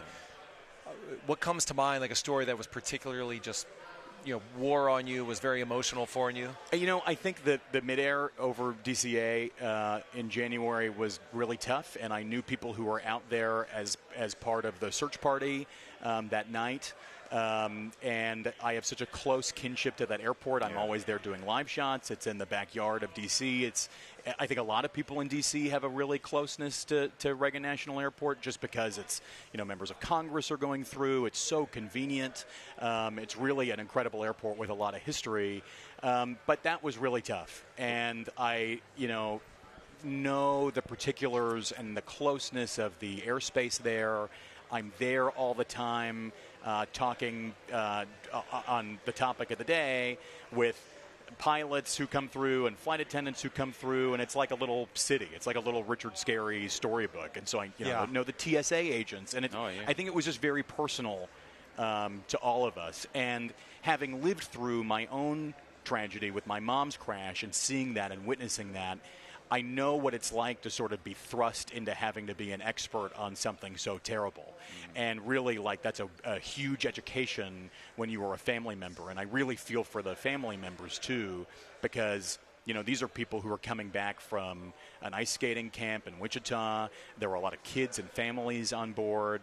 And it's something that was so preventable, too. And so that was a gauntlet. And thankfully, props to CNN, they sort of brought in other voices. I was able to sort of do sort of a 12 on, 12 off kind of thing and catch my breath. And that's important also from a journalistic perspective to be able to sort of stand back and say, okay, what's really going on here? We knew what happened, but just to have a tiny bit of distance to be able to explain the how and why. So that was really tough. And I think, I've said this before, but I think journalists are really first responders for the First Amendment, and it's really important that we have a protected and free press and stand up to things that aren't true. And there's an era of incredible misinformation, even on this story, something that's so cut and dry. It was tough. It was a tough rub, and I'm grateful. I have a lot of support, and aviation is like my family, and a lot of people were calling and texting. I had 200 text messages that night. Same. It was really incredible. So, we were just talking before we got on air about this, and I grew up at that airport. I spent 10 years volunteering there, and got to know a lot of people within the authority and within the, like you said. I mean, you see the same TSA agents when I fly out now. 10 odd years later. And it really hit close to home. Yeah, but you have to sort of you have to sort of separate it out, right, and say, I have to cover this for the audience and dig deep and see what's going on. But in the same vein, you're like, wow, that's. Yeah, I will say in a way that to be able to cover it, it was important for me to be able to sort of channel my emotion. And I've done so much work on my own trauma with my mom's crash, but to be able to sort of tap into that and sort of put myself in the shoes of somebody who is really close, not far away on the periphery, really close on the periphery, and what would they want to know? How can you stand up for them? Can you advocate for people who are trying to find information? And so, in some ways, my background, as bad as it may be in some ways, is really important and educational. It's important to sort of channel those emotions too, I think, into good work. Well, one person I've talked to after that accident quite a bit is, I'm sure you have too, is Tim Liley. Yeah. The father of the first officer on the PSA flight. And his story is incredible. Yeah, and he has a flying background. He's a Black Hawk pilot. Right. Flew out of the Pentagon. He flew CRJs briefly. Yep. And I think he's kind of turned into a sounding board, I think, for a lot of those families to try to make sense of what is going on. And it's still crazy to me today that happened. I mean, I've flown the 3-3 approaches you have so many times as a passenger. I think the thing that is the most troubling to me when it comes to this incident is that a lot of warning signs were there. Right. And, in in all of 2023, we covered near miss after near miss after near miss at plenty of large terminal area airports, not necessarily involving airplanes and helicopters, and not with some of the special circumstances that were sort of baked into the helicopter routes and the intersection of approaches at DCA, but there's so many warning signs, and I think aviation is at a really important inflection point right now when those things come up, and now there's just another new near miss in North Dakota involving a B-52 and a SkyWest flight. It's really important. I think aviation, to its merit, top to bottom, takes a step back and looks at how do we inspect this, how do we make this better. It's not to lay blame or point fingers. It's to figure out what went wrong and how to make it a thing that has become a headline, an irregularity, something that has not happened with a lot of frequency. And I just asked Chair Hamady from the NTSB when she was on, after that was the DCA incident and this most recent one, and there's been others in between, what can the FAA do? What do they think the FAA can do to help that symbiosis, I like to call it, between military and GA, anything civilian? And that's starting to become more of a site. I mean, you're a pilot. You know that sometimes when they're not broadcasting or... The thing that has stood out to me is, the ADSB mandate, which went into place in 2020. Everybody in aviation had to have ADSB out, the ability to broadcast out in many airports, near many airports and in many classes of airspace. The military has its own, essentially, ability to sort of waive that. They don't have to put that out if it's for mission criticality. And so, I think there needs to be some changes there, and it seems like that's happening. And, coming into the most busy airspace in the world here right now, we're all using ADSB. We're all being able to follow the airplane in front of us and see the tail number and what they're doing and which way they're going. It's one of the reasons why the arrival procedures at Oshkosh are so successful and so safe. So, hopefully there is some regulatory change when it comes to that. Yeah. Do you have anything to add there? No, I mean, that was powerful. I mean, I wanted to ask that question, and now just thinking about that happening in our collective backyard, with your own personal story, it's like that confluence of that moment is kind of extraordinary that it even happened, that you were the person to be the voice there for that. I mean, I was sitting at home on my couch, and that makes it sound like I was waiting for something bad to happen. That's not what I was doing. I had just done a story that day. My fiance and I were watching TV. I got a phone call from a friend who is at the D.C. Fire Department, and I was like, why is he calling me at this hour at 9 p.m.? And then I got a call from our assignment desk saying, hey, we think a plane went down in the Potomac. You need to come in. Thankfully, I live really close to the office, and so I was on TV almost right away. And that was important, especially in the initial period when we didn't really know much, to sort of just do the observational journalism and say, this is what we're looking at, this is what may have happened, and you really need to walk people through it by the hand without speculating. And that's a really tough thing especially in this environment where people on YouTube can go up immediately and put out and say things that aren't very measured. It's really, really important to have the standards that we have and that so many journalists have. Well, yeah, and I like you, I was sitting on my couch. It was at my time it was an hour before, and I was scrolling through. I'm still very active in the DC, plane spot or Facebook, and pilot communities, whatever. And so I was seeing this stuff, and I was seeing these chatter about a lot of vehicles were headed to DCA, and I was like, maybe it's an aircraft alert. Normally those go to Dulles, though. Maybe it's a drill. Maybe it's a drill, or maybe it was a smaller accident involving something else in the river. My mind didn't want to believe it at first. That's where I was. I was in denial for a long time that there was an airliner until as the night went on and the wee odd hours of the morning there, it started to become very clear. Yeah, and we all know the history of DC.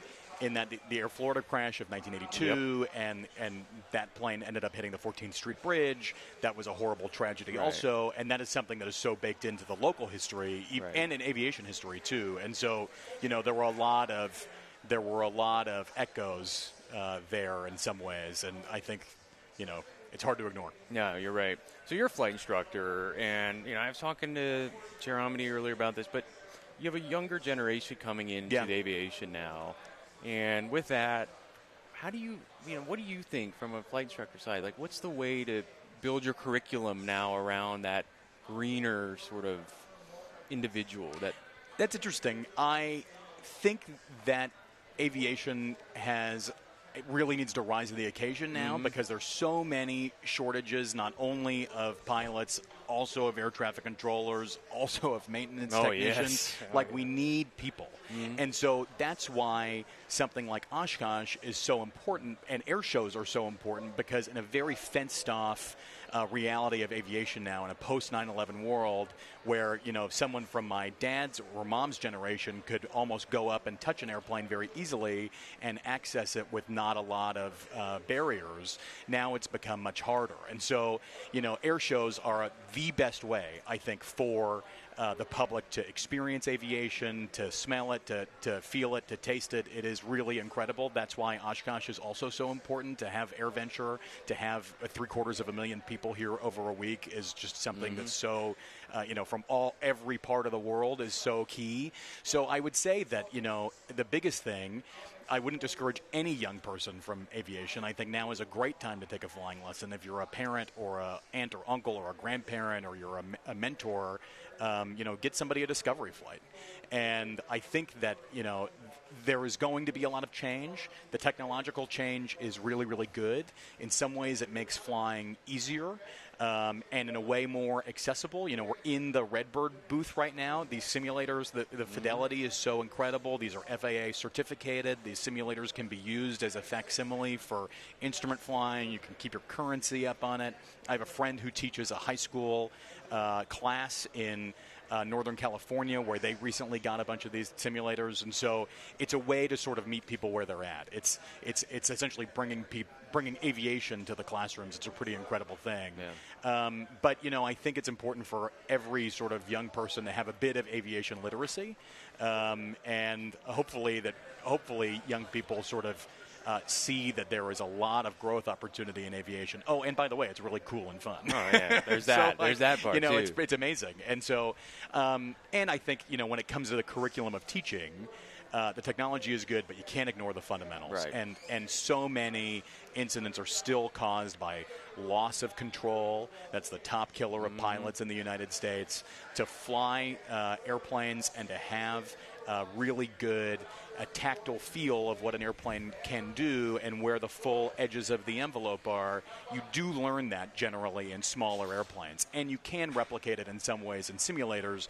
But you don't want to sort of brush that aside and go too fast, I think. So it's a tough balance. Nothing can beat hands-on experience. That's true. And I think sometimes, especially in the commercial side of the world, there's this Part 120 or the Part 121 side. There's death by PowerPoint sometimes, and nothing can beat it. And Chair Hominy made this point, and I thought it was interesting. It's like, the hands-on learning part is super important. Yeah, and I think, in general aviation, we try to take a lot from what is happening, try to learn a lot from what's happening in the professional flying world. Right. And, the cool thing about Oshkosh is that it's a lot of pilots flying very professionally coming in here, but you don't have to be a professional to fly like one. And so I think that is, really, really key and sort of showed off in an incredible way at a place like this. Pete, thank you so much for sharing your story. Us. Yeah, absolutely. And for sharing your stories. All of it. We'll also be keeping an eye on the blimp and for any dramatic movements in the air. Yeah, it's 5:30 Central Time today. Really? Yeah. Oh. So it's not just one blimp; it's a two-ship of blimps that we're going up and a photo plane. So it should be really neat. Awesome. Very cool. Thank you so much, thanks, Pete. Thanks for having me. Thanks for coming around. Yeah. That wraps up day one here at Oshkosh Live, powered by Redbird Flight. 3 more days of coverage here from the Redbird booth. So we'll be back tomorrow morning, 8:30 a.m. Thank you so much. This is Oshkosh Live, powered by Redbird Flight.